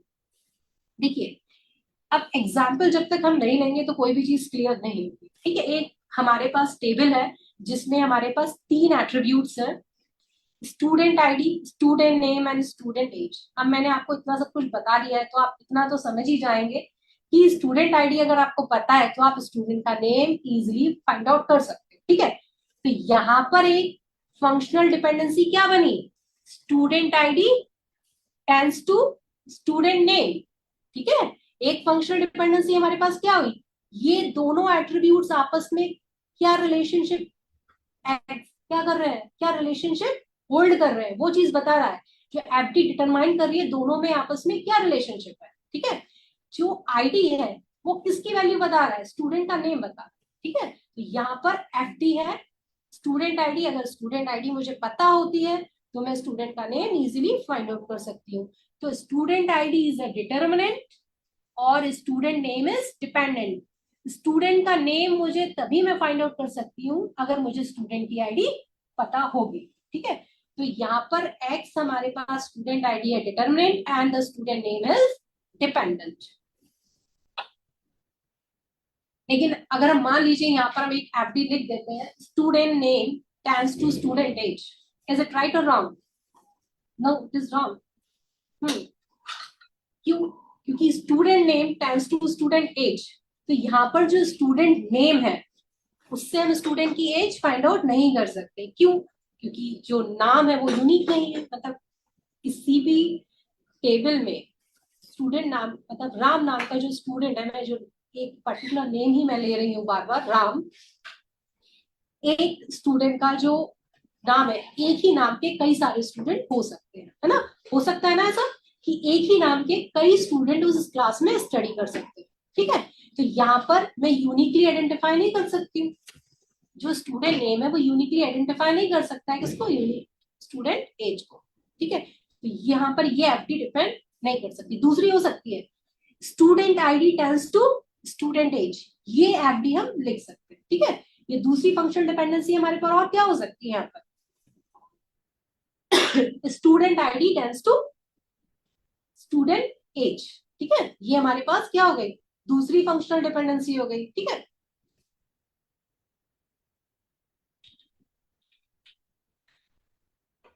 अब मैंने एक बार और मैं रिवाइज करा देती हूँ क्योंकि ये बहुत इंपॉर्टेंट है। x turns to by, x is a determinant, y is a dependent. Determinant उसे बोलते हैं जो किसी की वैल्यू को डिटरमाइन करता है, और y क्या होता है, डिपेंडेंट, जो किसी की दूसरे की वैल्यू पर निर्भर रहता है।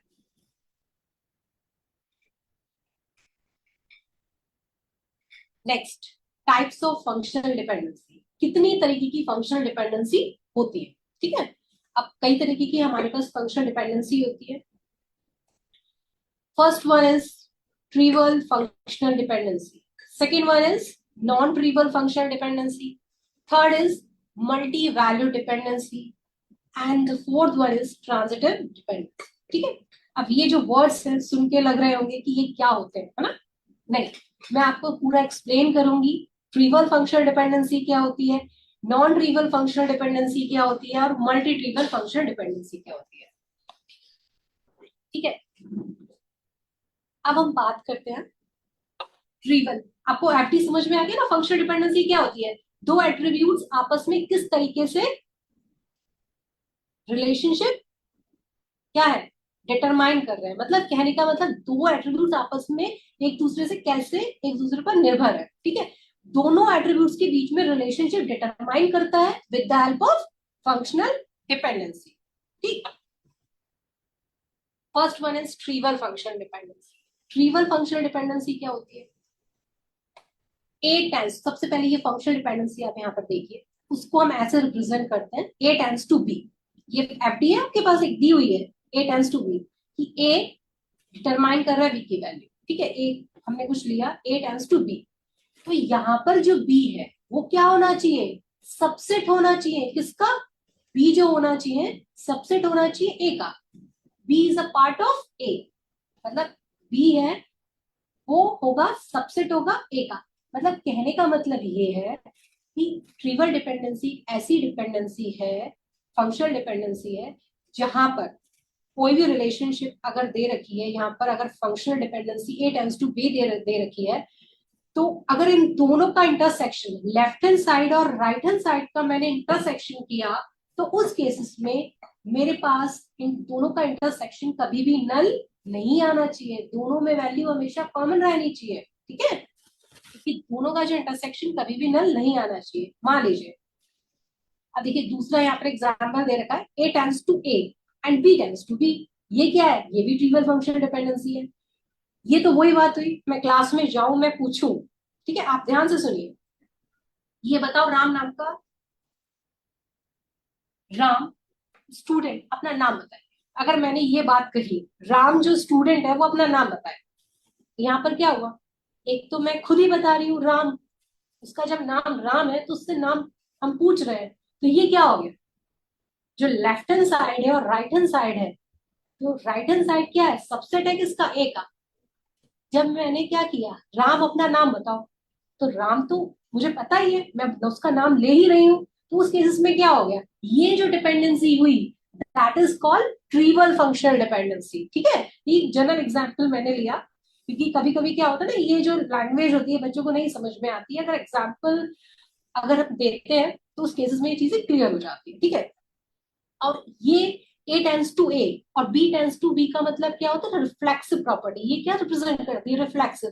रिफ्लेक्सिव का मतलब कोई भी चीज अपने बारे में तो मैं खुद को डिटरमाइन कर रही हूँ, कोई भी स्टूडेंट अपने आप को, राम नाम का जो स्टूडेंट है वो खुद को बता रहा है, मतलब आपको अपनी प्रॉपर्टीज के बारे में तो पता होगा ही होगा, अगर मैं हूं तो मुझसे पूछा जाए कि मैं अपने बारे में बताऊं, तो मुझे तो अपने बारे में पता ही होगा, है ना, तो वो सारी चीजें इटसेल्फ, किसी चीज को अपने आप से पूछना, ठीक है, that is called reflexive property, ठीक है, ए टेंस टू ए, ठीक है, ए किसके बारे में बता रहा है, ए के बारे में बता रहा है, ठीक है, वही व्यक्ति किसके बारे में बता रहा है, किसी दूसरे के बारे में बताए तो बात है, लेकिन वो क्या कर रहा है, वो खुद के बारे में बता रहा है, तो यहाँ पर जो फंक्शनल डिपेंडेंसी है मतलब रिफ्लेक्सिव है।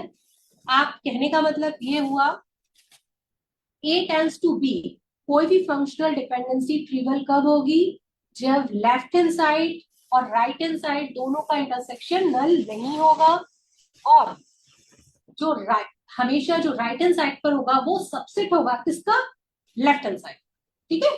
तो ये जिस तरीके की जो डिपेंडेंसी होती है वो हमेशा क्या होती है, ट्रिवल फंक्शनल डिपेंडेंसी।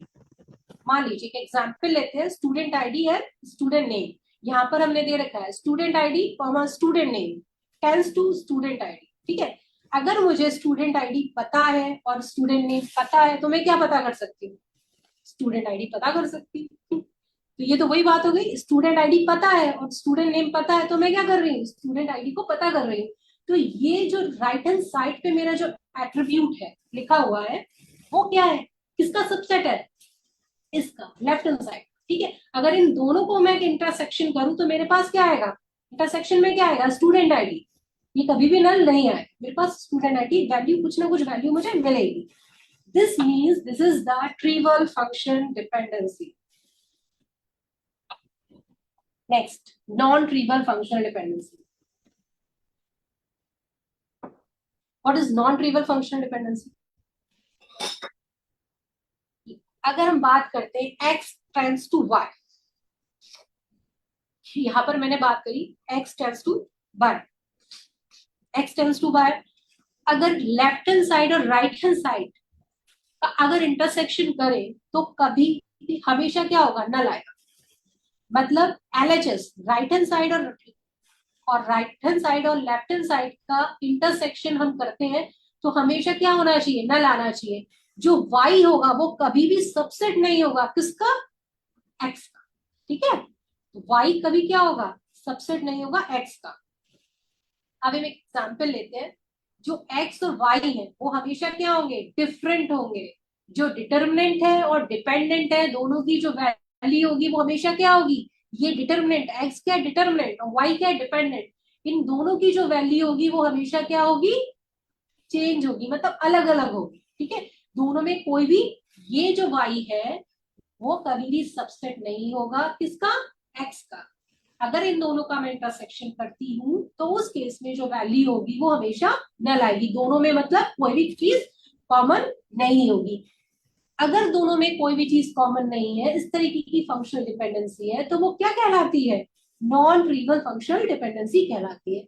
इसी का हम नॉर्मलाइजेशन में यूज करते हैं, ठीक है। जनरली हम नॉन ट्रिवियल फंक्शनल डिपेंडेंसी ही यूज करते हैं। आप एक एग्जाम्पल लेते हैं, एक टेबल है जिसमें हमारे पास एट्रीब्यूट है employ ID, employ name, employ address, ये 3 एट्रीब्यूट्स हैं मेरे पास एक टेबल में, एक रिलेशन में, ठीक है। अब यहाँ पर हम ट्रिवियल डिपेंडेंसी देखते हैं, ये है, ये बताइए कैसी डिपेंडेंसी है, employ ID tends to employ name. Employ ID क्या है, लेफ्ट हैंड साइड पे जो होता है उसे हम क्या बोलते हैं, डिटर्मिनेंट, और राइट हैंड साइड पे जो होता है that is dependent. Employed identity determine कर रहा है किसकी वैल्यू को, एम्प्लॉय नेम को, ठीक है। ये दोनों लेफ्ट हैंड साइड और राइट हैंड साइड में कुछ कॉमन है, ये जो एम्प्लॉय नेम है ये सबसेट है क्या एम्प्लॉय आईडी का, नहीं, है ना। तो दोनों का क्या हुआ, जब मैं इंटरसेक्शन करूंगी क्या आएगा, नल आएगा, ठीक है। दोनों में कोई भी चीज कॉमन नहीं है, ठीक है। अब ये इस तरीके की फंक्शनल डिपेंडेंसी हो गई हमारे पास, non trivial functional dependency. Next, multi value dependency. Before the understanding the multi-value dependency, we should know about what is multi-valued attribute. अगर मल्टी वैल्यू डिपेंडेंसी जानने के लिए आपको सबसे पहले ये समझना पड़ेगा कि मल्टी वैल्यूड एट्रीब्यूट होता क्या है, ठीक है। एक ऐसा एट्रीब्यूट जो मल्टीपल वैल्यूज को कंटेन करता है उसको हम क्या बोलते हैं, मल्टी वैल्यूड एट्रीब्यूट। ठीक, मान लीजिए ऐसा कौन सा मेरे पास एट्रीब्यूट होगा, लेट्स थिंक अबाउट इट।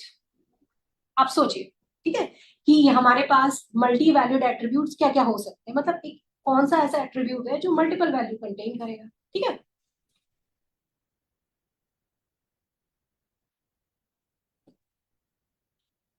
मैं हिंट देती हूँ, फोन नंबर, मतलब एक स्टूडेंट कई सारे फोन नंबर, मतलब उसके कई सारे नंबर्स हो सकते हैं, जियो का नंबर है और किसका एयरटेल का नंबर है ना, तो कई सारे फोन नंबर हो सकता है, ठीक।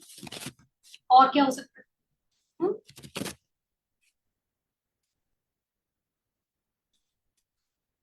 तो ये जो हमारे पास जो फोन नंबर नाम का जो एट्रीब्यूट है वो क्या है, मल्टी वैल्यूड एट्रीब्यूट है, ठीक है। अब हम बात करते हैं हॉबी। हॉबी किस तरीके का एट्रीब्यूट है, किसी भी पर्सन की कई सारी हॉबीज हो सकती है।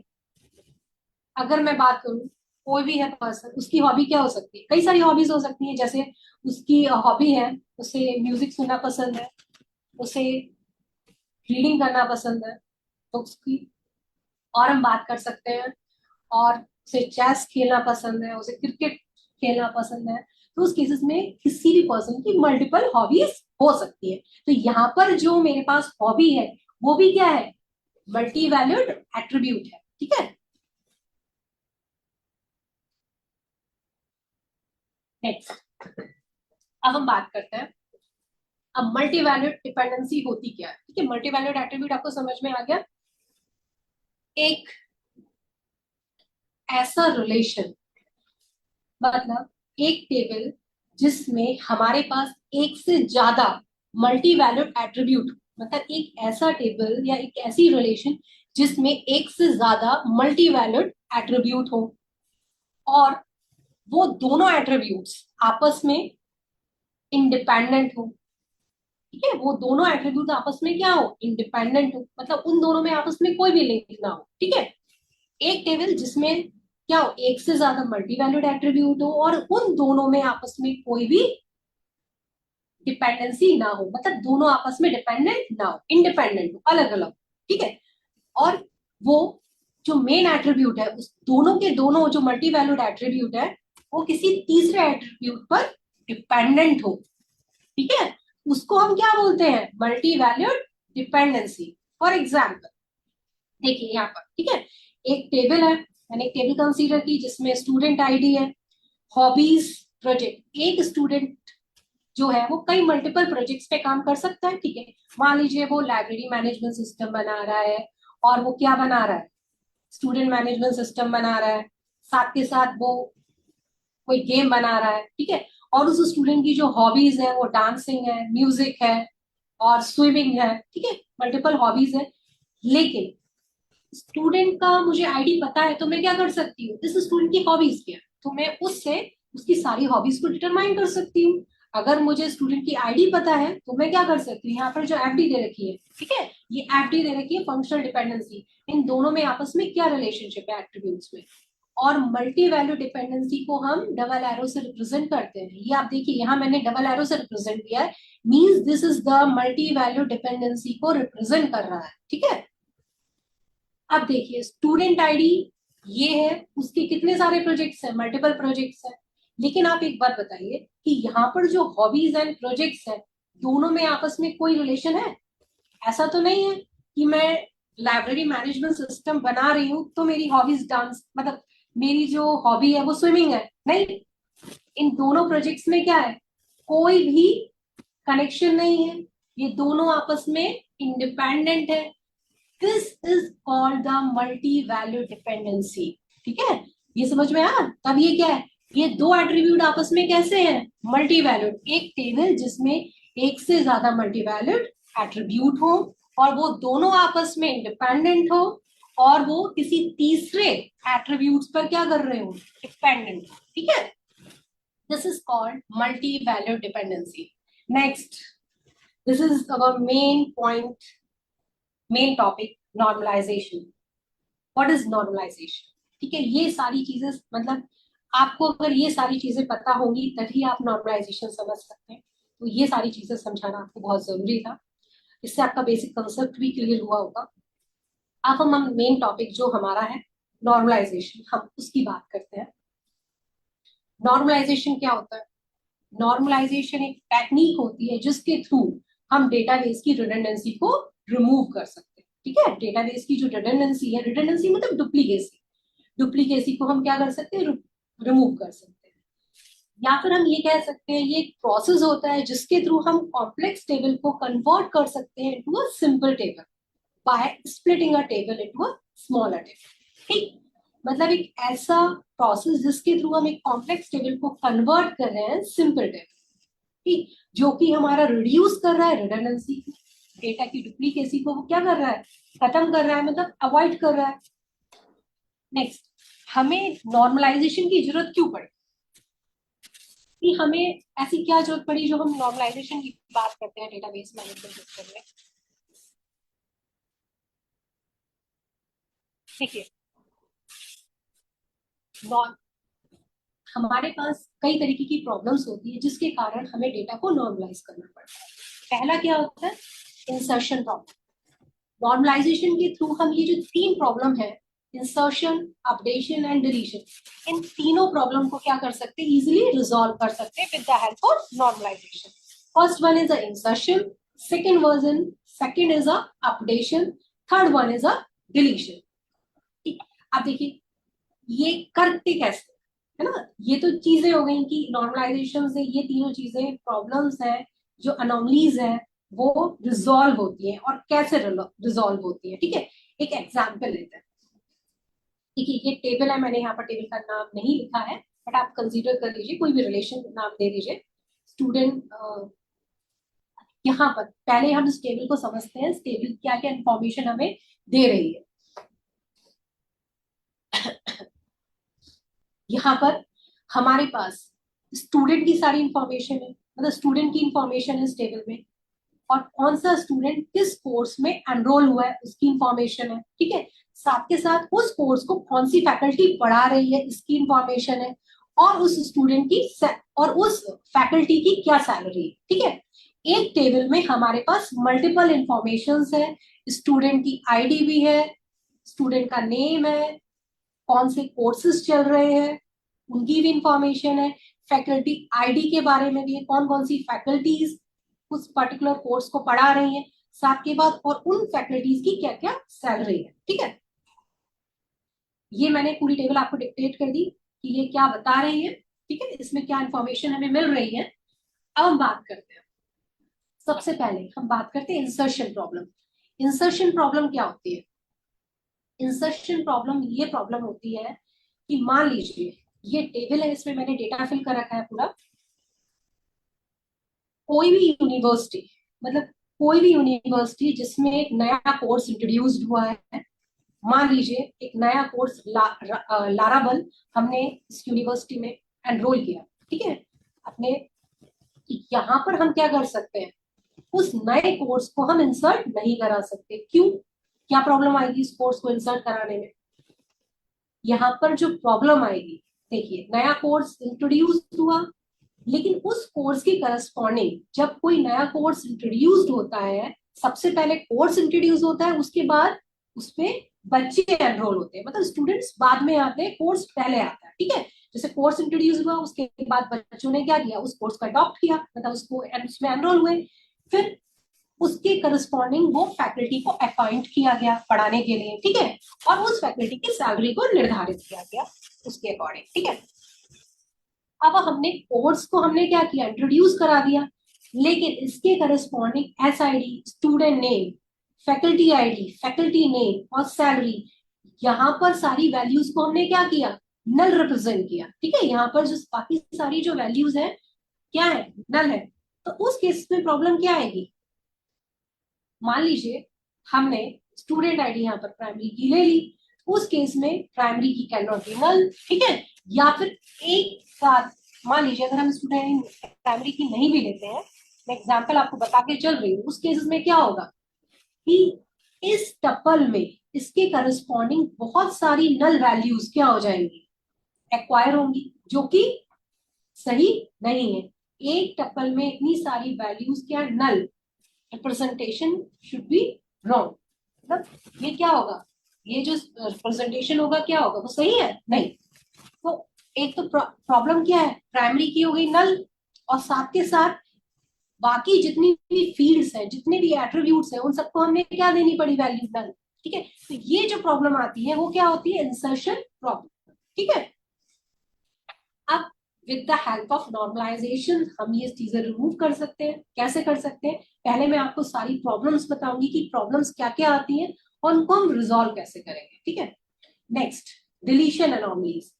डिलीशन एनोमलीज में क्या हुआ, मान लीजिए एक स्टूडेंट था, एक स्टूडेंट है मेरे पास यहाँ पर दिशा नाम की, ये अकेली स्टूडेंट ऐसी है जिसने क्या करा, बिग डेटा कोर्स को एनरोल किया हुआ है, ठीक है। मान लीजिए उसने इस कोर्स को क्या किया, बीच में ही क्विट कर दिया, ठीक है, बीच में ही अपना एडमिशन, अपना जो है वो विड्रॉल कर दिया कि मुझे नहीं आगे कंटिन्यू करना, ठीक है, क्विट हो गई। तो उस केसेस में क्या हुआ, उसकी करस्पॉन्डिंग मैं क्या करूंगी, मैं क्या लिखूंगी, डिलीट, जो भी कमांड मुझे लिखनी होगी इस दिशा को हटाने के लिए टेबल में से, मैं क्या लिखूंगी, जो कमांड होगी एसक्यूएल की वो क्या लिखी जाएगी, delete from the table name where name is Disha या नेम इज एसआईडी, ठीक है, एसआईडी 104। तो उसकी करस्पॉन्डिंग मेरी पूरी रो की जितनी भी इंफॉर्मेशन होगी वो क्या हो जाएगी, सारी इंफॉर्मेशन डिलीट हो जाएगी। दिशा ने ही तो कोर्स को क्विट किया है, लेकिन कोर्स तो अभी भी यूनिवर्सिटी में रनिंग है, लेकिन उसकी इंफॉर्मेशन हमारे पास क्या हो गई, डिलीट हो गई। साथ के साथ कौन सा प्रोफेसर उसको क्या है पढ़ा रहा था, उस सब्जेक्ट को कौन सा प्रोफेसर पढ़ा रहा था, उसके करस्पॉन्डिंग वो भी इंफॉर्मेशन मेरी क्या हो गई, डिलीट हो गई। और उसकी कितनी सैलरी थी, ये भी इंफॉर्मेशन हमारी डिलीट हो गई। That is called the deletion anomalies, ठीक। तो अगर हम क्या करते हैं, एक इंफॉर्मेशन को डिलीट करते हैं तो उसके करस्पॉन्डिंग बाकी सारी इंफॉर्मेशन भी क्या हो जाती है, डिलीट हो जाती है, ठीक है। तो this is deletion anomalies. Third one is updation anomalies. मान लीजिए एक अपडेशन, एक प्रोफेसर है जिनका जिनकी जो आईडी है वो F3 है, ठीक है। जो मिस्टर जीटी प्रोफेसर है, जिनकी जो सैलरी है वो 50K से कितनी हो गई, कितनी हमें उनका इंक्रीमेंट हो गया, उनकी जो सैलरी है 50K से 70K हो गई, ठीक है। तो उस केस में मैं क्या करूंगी, ये जो प्रोफेसर कौन कौन से सब्जेक्ट्स को पढ़ा रहे हैं, कितने सारे बच्चों ने, निशा ने भी आईओटी में एनरोल किया हुआ है, ईशा ने भी आईओटी में एनरोल किया हुआ है, मतलब यहाँ पर मल्टीपल जो स्टूडेंट है उन्होंने इस सेम नाम के कोर्स में एनरोल किया हुआ है, जिसको कौन पढ़ा रहा था, मिस्टर जीटी पढ़ा रहे थे, ठीक है।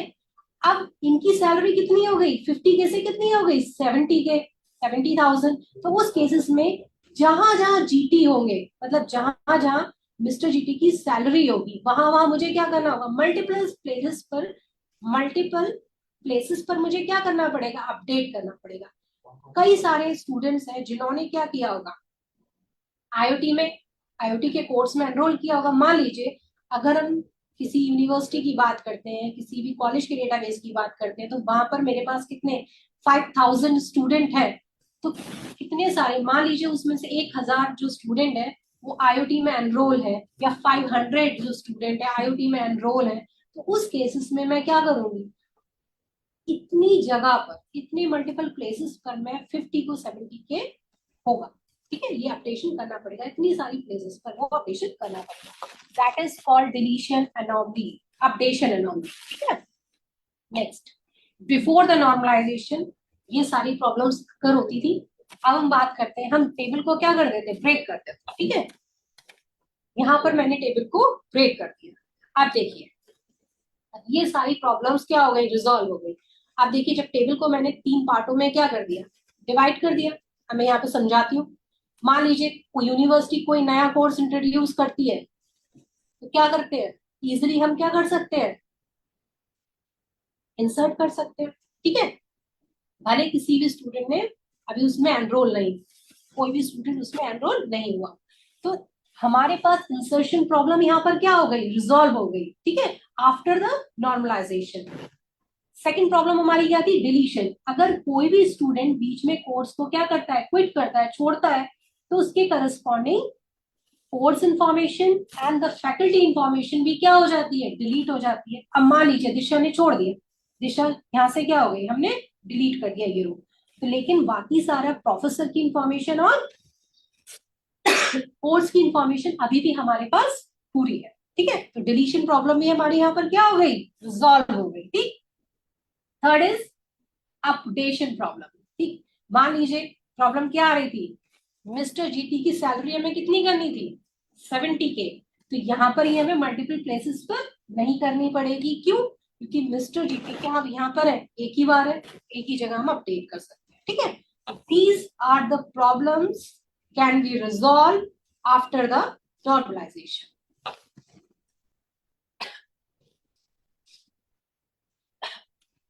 The types of normalization, normalization के टाइप्स क्या होते हैं, कितने तरीके की नॉर्मल फॉर्म्स होती है हमारे पास, 5 तरीके की नॉर्मल फॉर्म्स होती है, 5 नहीं 6 तरीके की नॉर्मल फॉर्म्स है।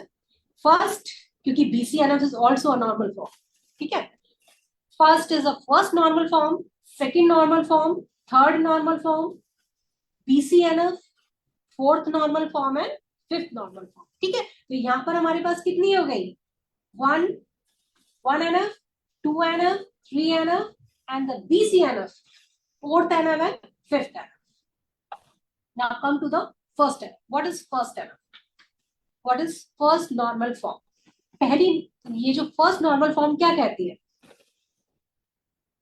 फर्स्ट नॉर्मल फॉर्म कहती है every attribute contain a single value, कि कोई भी एट्रीब्यूट क्या कंटेन करना चाहिए, सिंगल वैल्यू कंटेन करनी चाहिए, ठीक है। इसका मतलब क्या है, एटॉमिक वैल्यू, मतलब every attribute contain atomic value, means atomic means single value.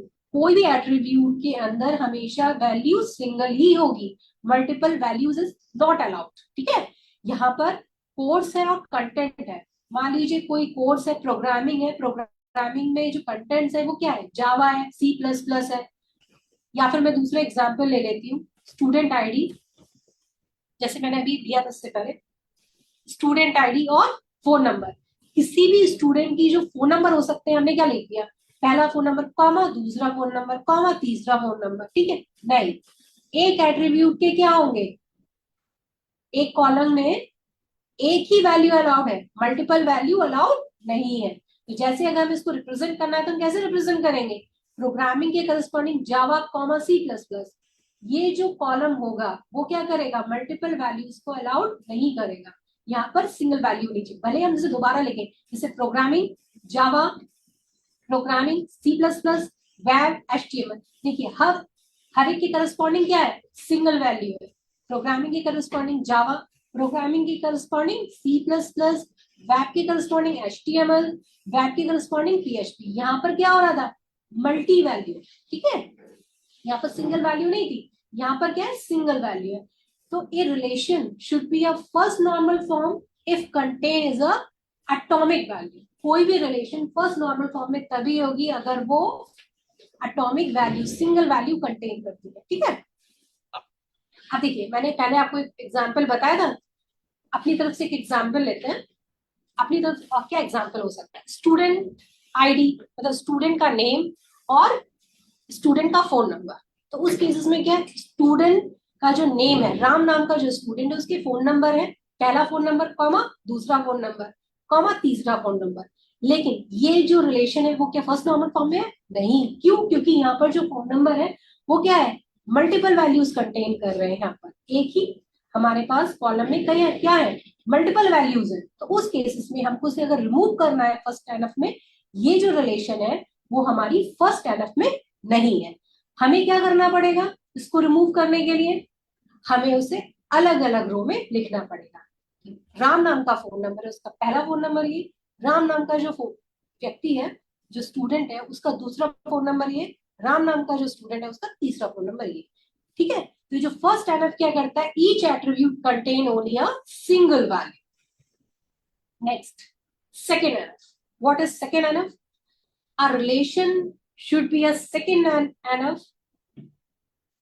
It must be in a first normal form and there should be no partial dependency. दो लाइनें हमेशा ध्यान रखिए। पहला, एक रिलेशन जब भी सेकेंड नॉर्मल फॉर्म में होगी, जब वो फर्स्ट नॉर्मल फॉर्म में होनी चाहिए, साथ के साथ उसमें कोई भी पार्शियल डिपेंडेंसी नहीं होनी चाहिए, ठीक है। There should be no partial dependency.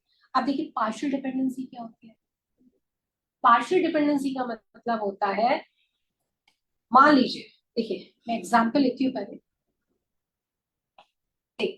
यहाँ पर मेरे पास एक मैंने एग्जांपल लिया, ये टेबल है।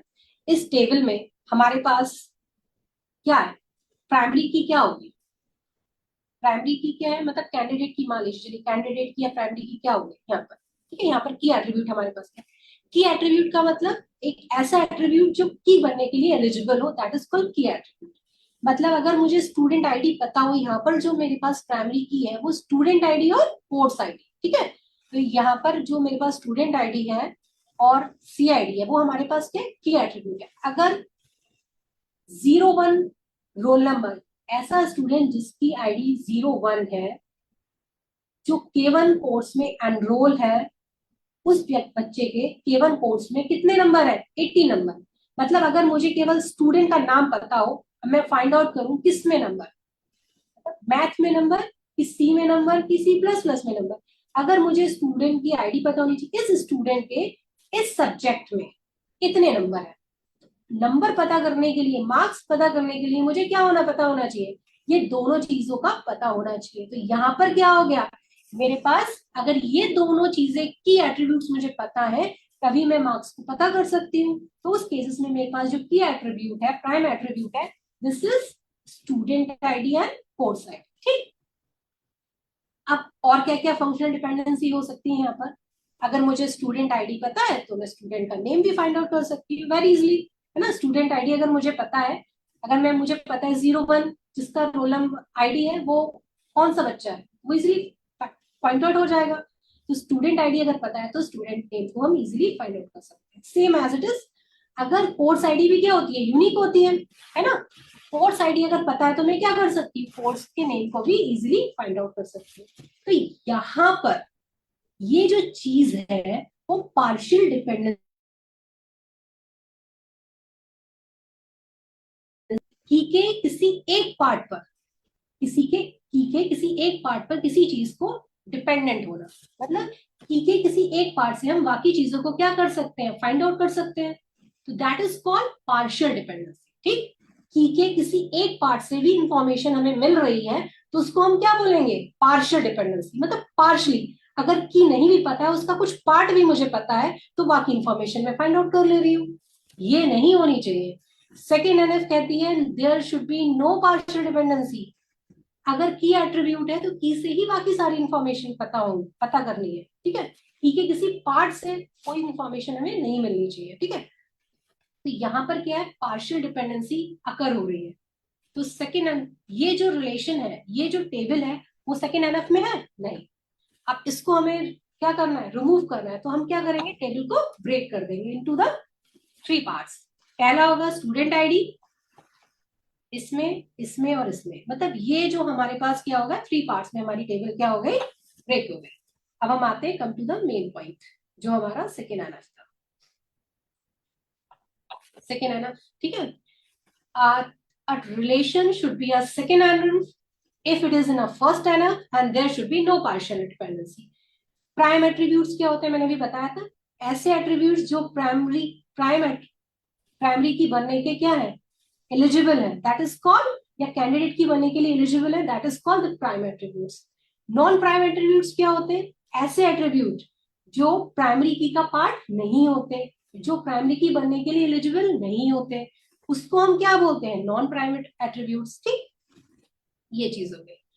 अब एग्जाम्पल, यहाँ पर भी अनदर एग्जाम्पल है, ठीक है। ये स्टूडेंट प्रोजेक्ट टेबल है, जिसमें student ID, student project ID, student का नेम और स्टूडेंट का प्रोजेक्ट का नेम मान लीजिए, ठीक है। अब देखिए, ये जो टेबल है वो क्या इंफॉर्मेशन को डिटरमाइन कर रही है, ये पार्टिकुलर स्टूडेंट आईडी वाला स्टूडेंट जिसकी प्रोजेक्ट आईडी ये है, वो, उसका जो प्रोजेक्ट नाम है क्या है, एलएमएस है। कई सारे स्टूडेंट्स कई सारे प्रोजेक्ट्स को क्या कर रहे हैं, बना रहे हैं, ठीक है। अब हम कैसे पता करेंगे, अगर प्रोजेक्ट आईडी पता है तो मैं प्रोजेक्ट का नेम फाइंड आउट कर सकती हूँ। ये जो स्टूडेंट है, ये क्या कर रहा है, जिसकी प्रोजेक्ट आईडी ये है, वो क्या बना रहा है, ये प्रोजेक्ट बना रहा है, ठीक है। उसका प्रोजेक्ट का नाम क्या है, ये। तो प्रोजेक्ट का जो नेम है वो डिपेंड कर रहा है इन दोनों चीजों पे। ये इन्फॉर्मेशन हमें कैसे मिल रही है, मतलब दोनों चीजों पे नहीं, मतलब अगर हम, पता है कि राम नाम का जो स्टूडेंट है जिसकी प्रोजेक्ट आईडी ये है, तो वो कौन सा प्रोजेक्ट बना रहा है, एलएमएस। और एक स्टूडेंट क्या बना सकता है, मल्टीपल प्रोजेक्ट्स भी बना सकता है। तो उस केसेस में हमें दोनों चीजें पता होनी चाहिए। अगर अब इस टेबल को हम ब्रेक करेंगे तो कैसे ब्रेक करेंगे, ऐसे, student ID, student name and project ID, and the project ID, project name, ठीक है। अब यहां पर हमारे पास क्या है, ये टेबल सेकेंड एनएफ में है या नहीं, नहीं, क्यों, क्योंकि हमारे पास जो कैंडिडेट की वो क्या है, इसमें स्टूडेंट आईडी और प्रोजेक्ट आईडी, ये दोनों हमारे पास क्या है, की एट्रीब्यूट। लेकिन इनके किसी एक पार्ट से मैं क्या कर रही हूँ, बाकी इंफॉर्मेशन को भी क्या कर रही हूँ, फाइंड आउट कर रही हूँ। अगर मुझे अकेले प्रोजेक्ट आईडी पता है तो मैं प्रोजेक्ट का नेम भी इजीली फाइंड आउट कर सकती हूँ, ठीक है। तो प्राइमरी की के किसी एक पार्ट से हम किसी दूसरे एट्रीब्यूट को क्या करें, फाइंड आउट कर सकते हैं। This is called partial dependency. तो partial dependency second form, normal form में नहीं होगी, ठीक है।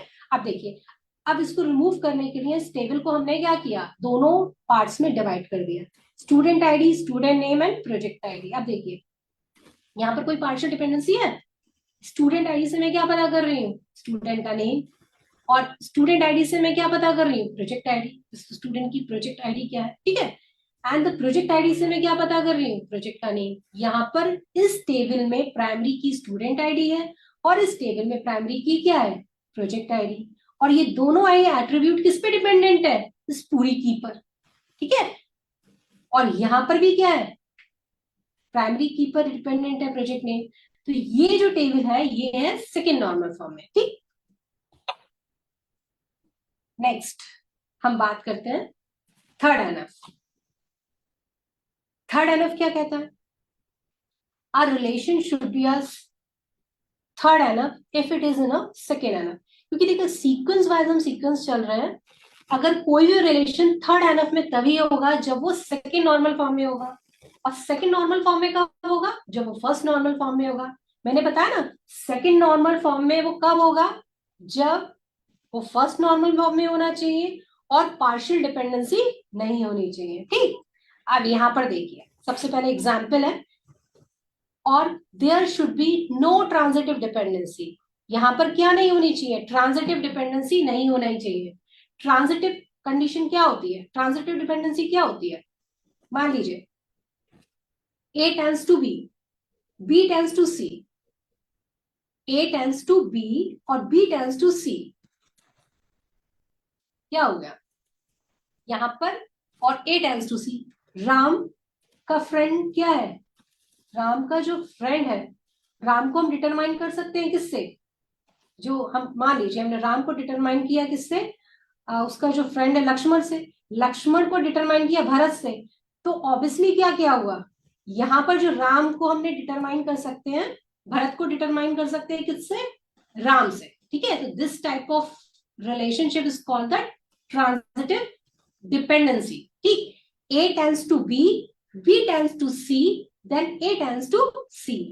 A की वैल्यू को हम डिटरमाइन कर रहे हैं B से और B की वैल्यू को डिटरमाइन कर रहे हैं C से. तो A को हम जो C की वैल्यू है उसको हम इजीली डिटरमाइन कर सकते हैं with the help of A. ठीक, तो ये जो तीन कंडीशंस हैं वो क्या कहलाती है? Transitive dependency. Clear? A friend है B का, मान लीजिए A फ्रेंड है B का. ट्रांजिटिव कंडीशन समझने के लिए आपको ये पता होना चाहिए कि ट्रांजिटिव कंडीशन होती क्या है. ए फ्रेंड है बी का, बी फ्रेंड है सी का. तो ए और सी भी आपस में क्या हो गए? इंटर रिलेटेड हो गए. ठीक, एक तरीके से देखा जाए तो this is the transitive dependency. अब यहां पर देखिए, ये जो टेबल है वो ट्रांजिट मतलब 3NF में है या नहीं? सबसे पहले चेक करते हैं. स्टूडेंट आईडी, इस टेबल में प्राइमरी की क्या है?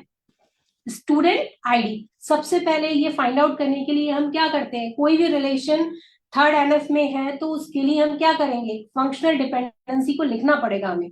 हम एक फंक्शनल डिपेंडेंसी लिखते हैं. स्टूडेंट आईडी से हमें क्या पता पड़ रहा है? स्टूडेंट का नेम. ठीक, और स्टूडेंट आईडी पता है तो हम क्या पता कर सकते हैं? सिटी. और स्टूडेंट आईडी पता है तो हम क्या कर सकते हैं? जिप कोड भी हम पता कर सकते हैं. ठीक है, किसी भी जो हमारा जिप कोड होता है वो क्या होता है? यूनिक होता है. ठीक है, तो यहां पर और अगर जिप कोड पता है तो मैं क्या कर सकती हूँ? वो सिटी भी फाइंड आउट कर सकती हूँ. ठीक, तो यहां पर हमारे पास जो कंडीशन आ रही है वो क्या आ रही है? Transitive. Student ID tends to zip और zip tends to city. A tends to B और बी टेंस टू सी. ये जो कंडीशन है that is called the transitive. मतलब मैंने स्टूडेंट आईडी से क्या डिटरमाइन किया? Zip code. और जिप कोड से क्या डिटरमाइन किया? सिटी. तो ये क्या हो गई? Transitive dependency. यहां मैंने मेंशन नहीं किया है इसीलिए आपको थोड़ी दिक्कत हो रही होगी, लेकिन मैं आपको वैसे ओरली बता रही हूं. तो यहां पर जो कंडीशन हो गई वो कैसी हो गई? A tends to B, B tends to C. तो ये है ट्रांजिटिव डिपेंडेंसी. तो उस केसेस में ये थर्ड NF में होगी ये रिलेशन? कभी नहीं होगी. क्यों? क्योंकि यहाँ पर ट्रांजिटिव डिपेंडेंसी होल्ड कर रही है. तो हमें क्या करना है? इस टेबल को ब्रेक करना है इनटू द टू टेबल. हमने कैसे ब्रेक किया? Student ID, student name and zip, and the zip और सिटी. ठीक है, यहाँ पर ये अलग हो गया. अब आप ये चेक करिए, ये जो रिलेशन है, ये जो टेबल है, ये आपकी सेकंड नॉर्मल फॉर्म में है? बताइए. इस टेबल में प्राइमरी की क्या है? Student ID. स्टूडेंट आईडी से मैं सारी इंफॉर्मेशन फाइंड आउट कर सकती हूँ, है ना? किसी एक पार्ट से बाकी इंफॉर्मेशन में क्या कर रही हूँ? नहीं कर रही हूँ. तो ये मेरी क्या है? यहाँ पर क्या है? सेकेंड NF में है. अब हम बात करते हैं, ये हमने क्या किया? कन्वर्ट कर लिया इनटू द 3NF. अब हमारी ये जो रिलेशन है वो क्या है? थर्ड NF में हो गई. नेक्स्ट हम बात करते हैं किसकी? YC code normal form, BCNF की. What is BCNF? कोई भी रिलेशन BCNF में कब होगी? जब वो थर्ड NF में होनी चाहिए. कोई भी रिलेशन BCNF में तब होगी जब वो थर्ड नॉर्मल फॉर्म में होनी चाहिए. और every determinant should be a candidate की. ठीक है, every determinant should be a key attribute या कैंडिडेट की. ठीक है, यहां पर हम बात करते हैं कोई भी रिलेशन थर्ड नॉर्मल फॉर्म में होनी चाहिए और हर एक जो डिटरमिनेंट होना चाहिए, जो एवरी डिटरमिनेंट यानी लेफ्ट हैंड साइड पे जो भी एट्रीब्यूट होना चाहिए वो की एट्रीब्यूट होना चाहिए. ठीक है, कैंडिडेट की होनी चाहिए. ये लीजिए, ये मैंने एग्जाम्पल लिया BCNF का. ठीक है, यहां पर हम बात करते हैं, एक टेबल है, फंक्शनल डिपेंडेंसी मैंने यहाँ पर रिप्रेजेंट की है। अब देखिए, स्टूडेंट आईडी और कोर्स आईडी। स्टूडेंट आईडी मतलब इस स्टूडेंट के इस कोर्स में कितने नंबर है, 200 मार्क्स है, ठीक है। 200 मार्क्स है तो उसकी ग्रेड मैंने क्या दे दी, B+ दे दी, ठीक है। और इसी स्टूडेंट के इस कोर्स में कितने नंबर है, 250 नंबर है, उसकी ग्रेड क्या है, B है। ये मैंने जनरली अज्यूम, अब जनरली एग्जांपल आपको दे दिया समझाने के लिए कि BCNF में क्या होगा। अब 102 जो स्टूडेंट है उसने इस कोर्स में, मान लीजिए इस कोर्स की मैंने आईडी दी है, इस कोर्स का नेम नहीं दिया, मान लीजिए कोर्स हो सकता है ये DVMS है और उसके मार्क्स से 100 है, तो उसका ग्रेड क्या है, C है, ठीक। अब यहां पर इस टेबल में मेरे पास प्राइमरी की क्या है, प्राइमरी की क्या है, स्टूडेंट आईडी है, कोर्स आईडी। अगर मुझे ये दोनों पता है, मतलब स्टूडेंट के नंबर कितने हैं, मैं कैसे फाइंड आउट करूं, किस में नंबर, सब्जेक्ट भी तो पता होना चाहिए ना। तो इस स्टूडेंट के इस सब्जेक्ट में इतने नंबर है, ठीक है। तो हम क्या कर सकते हैं, मार्क्स फाइंड आउट करने के लिए मार्क्स किस पे डिपेंड कर रहे हैं, उसके लिए मुझे स्टूडेंट आईडी भी पता होनी चाहिए और कोर्स आईडी भी पता होनी चाहिए। तो यहाँ पर जो मेरे पास जो FD बनेगी वो क्या बनेगी, देखिए यहाँ पर जो मेरे पास FD बनी that is student ID, course ID, ठीक है। उससे हम क्या कर सकते हैं, मार्क्स भी फाइंड आउट कर सकते हैं, ग्रेड भी, ठीक है। अब मैंने ये पूछा कि इस स्टूडेंट की इस सब्जेक्ट में कौन सी ग्रेड है, ठीक है। तो यहाँ पर भी जो ग्रेड है वो क्या कर रही है, किस पे डिपेंडेंट है, इन दोनों पे डिपेंडेंट है, ठीक है। इस पर्टिकुलर स्टूडेंट की मैं ग्रेड कैसे फाइंड आउट कर सकती हूँ, अगर मुझे इन दोनों की वैल्यू पता होगी, ठीक है। तो with the help of these two attributes we can easily determine the grade and marks, ठीक है। तो एक फंक्शनल डिपेंडेंसी मैंने यहाँ पर लिख रखी है, student ID and course name tends to grade. इससे मैं क्या कर सकती हूँ, मार्क्स हम ग्रेड फाइंड आउट कर सकते हैं, और यहाँ पर और मार्क्स अगर मुझे पता है तो मैं क्या कर सकती हूँ, ग्रेड फाइंड आउट कर सकती हूँ, ठीक है। मैंने कहा ना कि अगर मुझे मार्क्स पता है, मान लीजिए 100 से मेरे क्या है, 100 है तो C ग्रेड है। अगर कोई पूछे कि आपके नंबर कितने, 100 है तो ठीक है, तो आपको तो C ग्रेड मिली होगी, ठीक है। तो मार्क्स से हम क्या कर सकते हैं, उस बच्चे की ग्रेड भी इजिली हम फाइंड आउट कर सकते हैं। तो ये यहाँ पर जो डिपेंडेंसी है वो ये है। अब आप देखिए, बॉयसी कोड नॉर्मल फॉर्म BCNF क्या कहती है, every determinant should be a candidate की। डिटर्मिनेंट मतलब लेफ्ट हैंड साइड पे जो भी एट्रीब्यूट है वो क्या कहलाता है, डिटर्मिनेंट। लेकिन SID और CID दोनों क्या है, ये तो हमारे पास की एट्रीब्यूट है, कैंडिडेट की है या प्राइमरी की है। लेकिन ये जो मार्क्स है वो क्या है, डिटर्मिनेंट है, मतलब every determinant should be a की। लेकिन मार्क्स कोई भी प्राइमरी की नहीं है ना, फिर हमारे पास क्या है, कैंडिडेट की है, ठीक है। तो यहाँ पर जो ये टेबल है वो क्या है, YC कोड नॉर्मल फॉर्म में नहीं है, ठीक है। This is not a YC code normal form. उसके लिए हम क्या करेंगे, इस टेबल को इस तरीके से क्या कर देंगे, ब्रेक कर देंगे। अब देखिए, अब इस टेबल में देखिए, इस टेबल में हमारे पास क्या है, इस टेबल को हमने ब्रेक किया दोनों फॉर्म में, तो अब ये क्या टेबल हो गई, ये टेबल हमारी किस नॉर्मल फॉर्म में हो गई, BCNF में है, ठीक है। हमने इसे कन्वर्ट कर दिया इनटू द BCNF। इस टेबल में हमारे पास जो की प्राइमरी की है वो क्या है, student ID and course ID, और इस टेबल में हमारे पास मार्क्स हो गया। Next, fourth normal form. What is fourth normal form? Every relationship, every relation should be a fourth normal form if it is in a BCNF. ठीक है, अगर कोई भी रिलेशन फोर्थ नॉर्मल फॉर्म में तभी होगी अगर वो BCNF है, ठीक है, और उसमें कोई भी मल्टी वैल्यू डिपेंडेंसी नहीं है, there should be no multi value dependency, ठीक। दो चीजें हमें ध्यान रखनी है फोर्थ नॉर्मल फॉर्म में होने के लिए, पहला तो मल्टी वैल्यू डिपेंडेंसी नहीं होनी चाहिए, दूसरा वो टेबल BCNF में होना चाहिए, ठीक। दो चीजें कौन सी हुई, it should be a BCNF and there should be no multi value dependency, ठीक। अब यहां पर देखिए, ये जो टेबल है वो फोर्थ नॉर्मल फॉर्म में है। सबसे पहले हम बात करते हैं, BCNF में तो है, ठीक है। क्यों, क्योंकि यहाँ पर जो प्राइमरी की है मेरे पास SID है, और एसआईडी पर ये लैंग्वेज भी डिपेंड कर रहा है और हॉबी भी डिपेंड कर रहा है। ठीक है, इस टेबल को पहले हम समझ लेते हैं। जो 1-1 नाम की जो एसआईडी जिसकी है, उसकी उसे कौन कौन सी लैंग्वेज आती है? सी आती है, और उसकी हॉबी क्या है? सिंगिंग भी है। ठीक है, और जो सेम 11 नाम का जिसकी एसआईडी है, उसको C++ भी आती है, और उसकी हॉबी क्या है? डांसिंग भी है। ठीक है, नेक्स्ट जो एसआईडी है जिसकी स्टूडेंट आईडी 12 है, उसको जावा भी आती है और उसकी हॉबी स्विमिंग है। और जो 12 आईडी वाला स्टूडेंट है, उसको पाइथन भी आती है और उसकी हॉबी चेस है। लेकिन ये दोनों एट्रीब्यूट आपस में क्या है? दोनों इंडिपेंडेंट है। ठीक है, इन दोनों का आपस में कोई भी रिलेशनशिप नहीं है, क्योंकि ऐसा तो है नहीं कि इसकी लैंग्वेज उसे सी आती है तो उसकी हॉबी सिंगिंग है, नहीं, ऐसा नहीं है।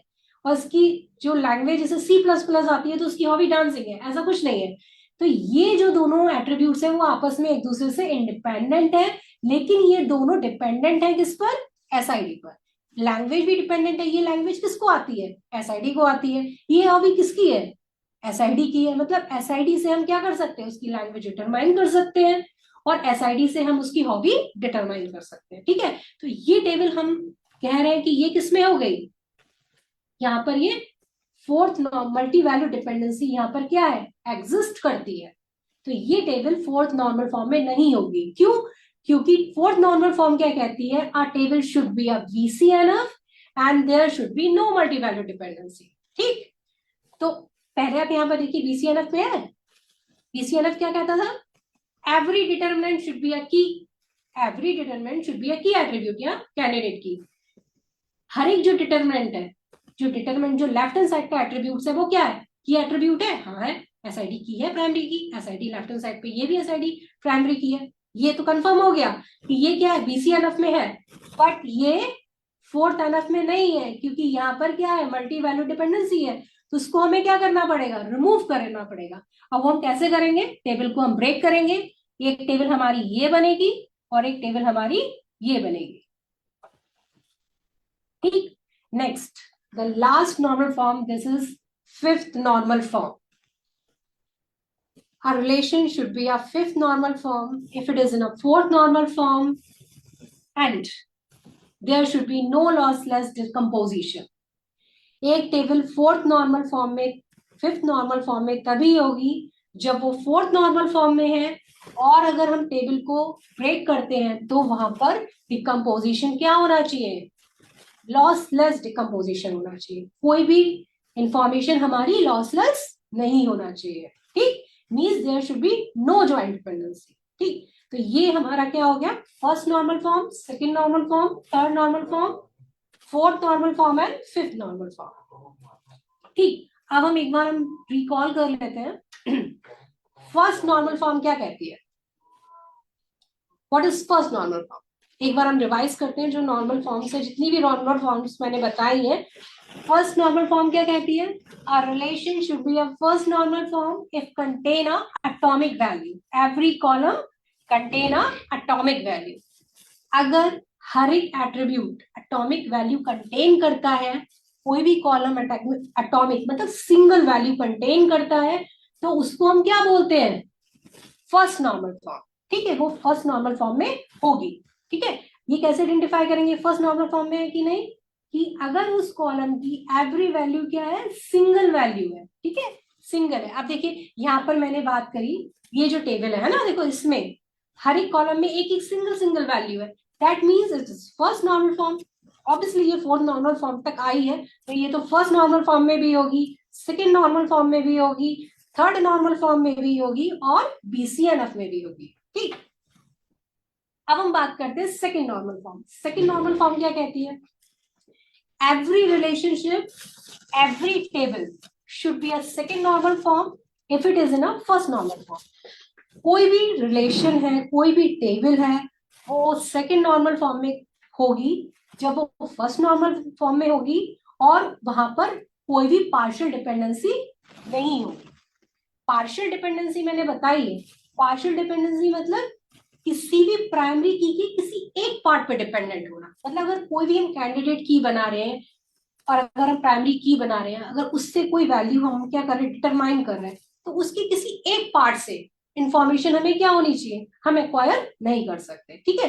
तो अगर कैंडिडेट की बनी है तो उस केस में अगर दो एट्रीब्यूट्स मिलकर कैंडिडेट की बना रहे हैं, ठीक है, मैंने जैसे बताया दो एट्रीब्यूट्स मिलकर अगर कैंडिडेट की बना रहे हैं तो उस केस में की के किसी एक पार्ट से इंफॉर्मेशन एक्वायर नहीं होनी चाहिए। जैसे यहाँ पर स्टूडेंट आईडी और कोर्स आईडी दोनों क्या है, प्राइमरी की है, मतलब कैंडिडेट की है, प्राइमरी की है। तो यहाँ पर हम बात कर रहे हैं तो उस केस में इन दोनों की किसी एक पार्ट से भी इंफॉर्मेशन हमें नहीं मिलनी चाहिए, ठीक। This is called the partial dependency, okay. अब प्राइम एट्रीब्यूट क्या होता है और non prime attribute, S name क्या है यहाँ पर, नॉन प्राइम एट्रीब्यूट जो प्राइमरी की बनने के एलिजिबल नहीं है, कैपेबल नहीं है। कोर्स नेम भी क्या है, नॉन प्राइम एट्रीब्यूट जिसको हम क्या कर सकते हैं, जो कि डिपेंडेंट है किसी और पर, that is called non prime attribute. Marks भी क्या है, वो भी नॉन प्राइम एट्रीब्यूट है जो प्राइमरी की बनने के एलिजिबल नहीं है और जो कि किसी दूसरी वैल्यू पर क्या है, डिपेंडेंट है, ठीक है। अब एसआईडी यहाँ पर क्या हो गई, पूरी की क्या है, ये है, लेकिन की के किसी एक पार्ट से, की के किसी एक टुकड़े से हम क्या कर रहे हैं, कोई अदर वैल्यू को आइडेंटिफाई कर रहे हैं, that is called the partial, आधा, है ना। तो यानी की के किसी एक पार्ट से हम कोई इंफॉर्मेशन को गेन नहीं कर सकते, that is called partial dependency, ठीक। तो यहाँ पर सेकेंड एनएफ कभी भी पार्शियल डिपेंडेंसी नहीं होनी चाहिए। थर्ड एनएफ क्या कहता है, थर्ड एनएफ कहता है every relationship should be in a second normal form and there should be no transitive dependency। अगर किसी भी टेबल में, कोई भी टेबल अगर सेकंड नॉर्मल फॉर्म में है और वहां पर ट्रांजिटिव डिपेंडेंसी नहीं है तो वो क्या होगा, थर्ड नॉर्मल फॉर्म में होगा। Next fourth normal form, what is fourth normal form, मैंने बताया फोर्थ नॉर्मल फॉर्म से हमारे पास पहले आता है बीसीएनएफ। बीसीएनएफ मैंने बताया every relationship should be a BCNF if it is in a third NF and every determinant should be a key attribute। कि कोई भी टेबल बीसीएनएफ में तब होगी जब वो थर्ड एनएफ में होगी और एवरी डिटरमिनेंट, जो डिटरमिनेंट होगा वो क्या होगा, की एट्रीब्यूट होगा, ठीक है, कैंडिडेट की होगा। Next fourth NF, fourth NF क्या होता है, every relationship should be in BCNF and there should not be no multivalent, there should not be no multivalent dependency। मतलब there is no multivalent dependency। अगर multivalent dependency नहीं है तो relation हमेशा fourth NF form में होगी। Last fifth normal form, every relation should be in a fourth normal form and there should be a non-less decomposition। कोई भी जो हमारे पास टेबल है वो फिफ्थ नॉर्मल फॉर्म में तभी होगी अगर वो फोर्थ नॉर्मल फॉर्म में है और डेटा को हम क्या कर रहे हैं, टेबल को हम डिकम्पोज कर रहे हैं, तो उसका जो डिकम्पोजिशन होना चाहिए वो नॉन लॉसी होना चाहिए, ठीक है, that is called fifth normal. Thank you. If there is any query then you can ask.